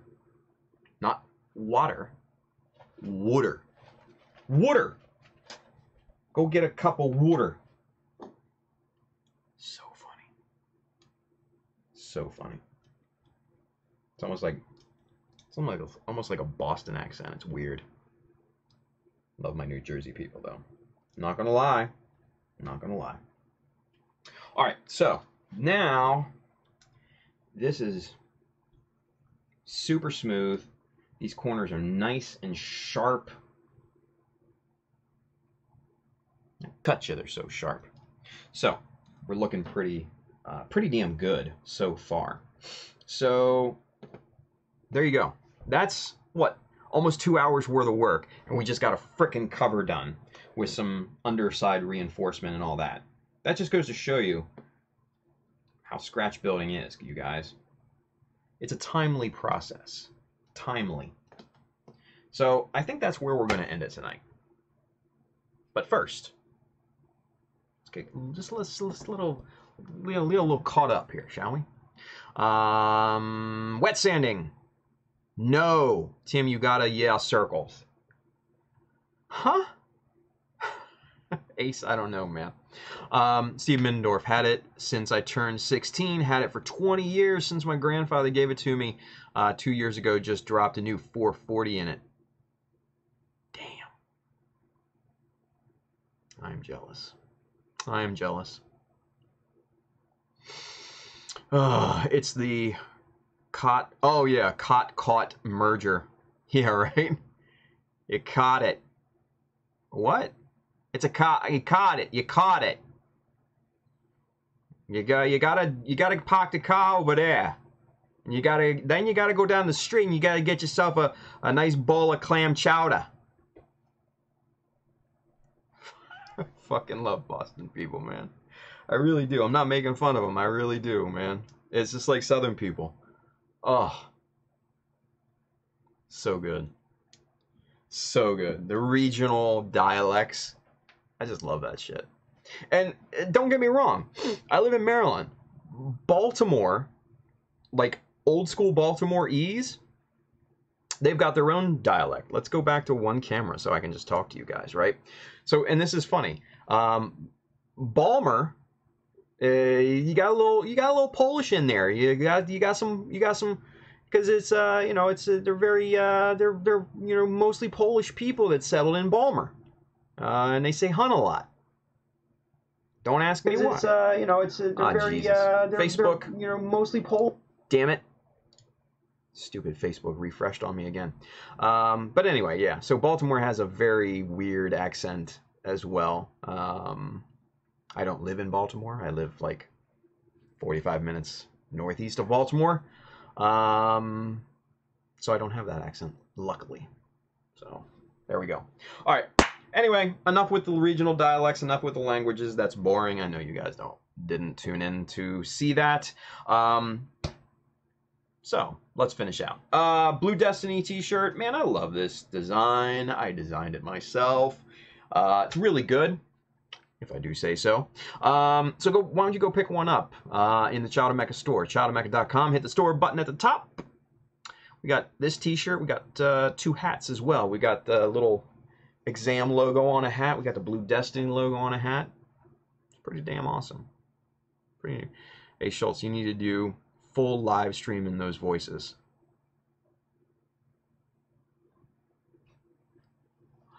Oh shit, that would be funny. See, what you gotta do is you gotta glue the piece on here. I'm telling you guys. It's just not. It's not what I'm. Come to Balmer. Have a natty bow. Get some crabs. Butchie down the street, he'll show you exactly where to get the good crabs. Jesus. My former brother-in-law, he's kind of an on-air personality here on the, or was from time to time here on the local radio stations, and he did the best Balmer accents. And he, it was just great. He would have this character named Butchie. Typical, mind you, a typical name for old school Baltimore. Butchie and Gladys or whatever. If you guys have seen like Hairspray or anything, the movies and stuff, even though it's fictional, that's pretty much dead on to what Baltimore was back in the day, and still in part, even still today. So the accents, yeah, everything about that. Anyway, make sure you're not applying too much pressure. Shouldn't be having an issue. Oh, what do we got here? What do we got here? Dean, what grade? Oh, okay, we got a question, I guess. Let's address the question.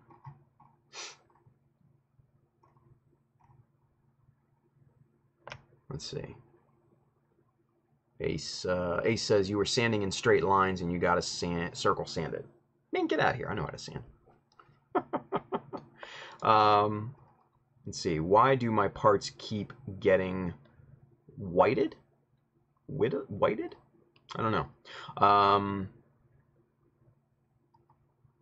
Bailey says, what grid are you using? Dean says 600 to 800 to 15 to 3000. Shouldn't be having an issue. Make sure you're not applying too much pressure. Yeah. So if the parts are getting white, it can be one of two things. It could be that, like Bailey said, you might be applying too much pressure to the piece. It's putting stress fractures on it. So if you've ever bent a piece of, darker Bandai plastic, you'll see it start to get light and lighter and lighter and lighter till it breaks. That could be it. Now, if it's doing that all across the piece, then that's more than likely, sanding dust and just kind of residue from the piece itself. Now, mind you, after you wet sand, if you don't, wash it off particularly well, then you will have also a residue on there, and that can be like white-ish looking. So make sure you have make sure you dip the piece in water, wiggle, shake it out around a little bit of water and kind of get that dust off of there. And then maybe even, run it under a tap for a second or two just to make sure that everything gets off of there, because that could be it too. So those are my 2 thoughts. So best of luck, team. Anyway, I digress. Anyway, Blue Destiny shirt, Child of Mecha store, SCGMC, November 10th. Be there. And Gunpla Talk fundraiser giveaway. Win that model. Win one of Wynn's resin busts, those little awesome resin busts. Win the 3 models that Dwidget, Therno, Hobby and Games sent us. And then also try to win some of the cool stuff that Ace Schultz is winning. It's a Gundam sales on Facebook. Try to win all that stuff. So it's for a good cause, National Alopecia Areata Foundation. No minimum, no maximum. Open to everyone around the world. Please enter. It would be amazing. So, all right, guys. I think we're done for the night. Have a wonderful Tuesday. Have a wonderful rest of the night. And we'll see you back here on Wednesday, same time. And we're going to continue working on this backpack. I'm probably going to continue working on it tomorrow. Actually, I lie. I might actually just work on this damn parachute mold tomorrow. But that remains to be seen. So, until then, have a great Tuesday, you guys. We'll see you on Wednesday. Night, everybody.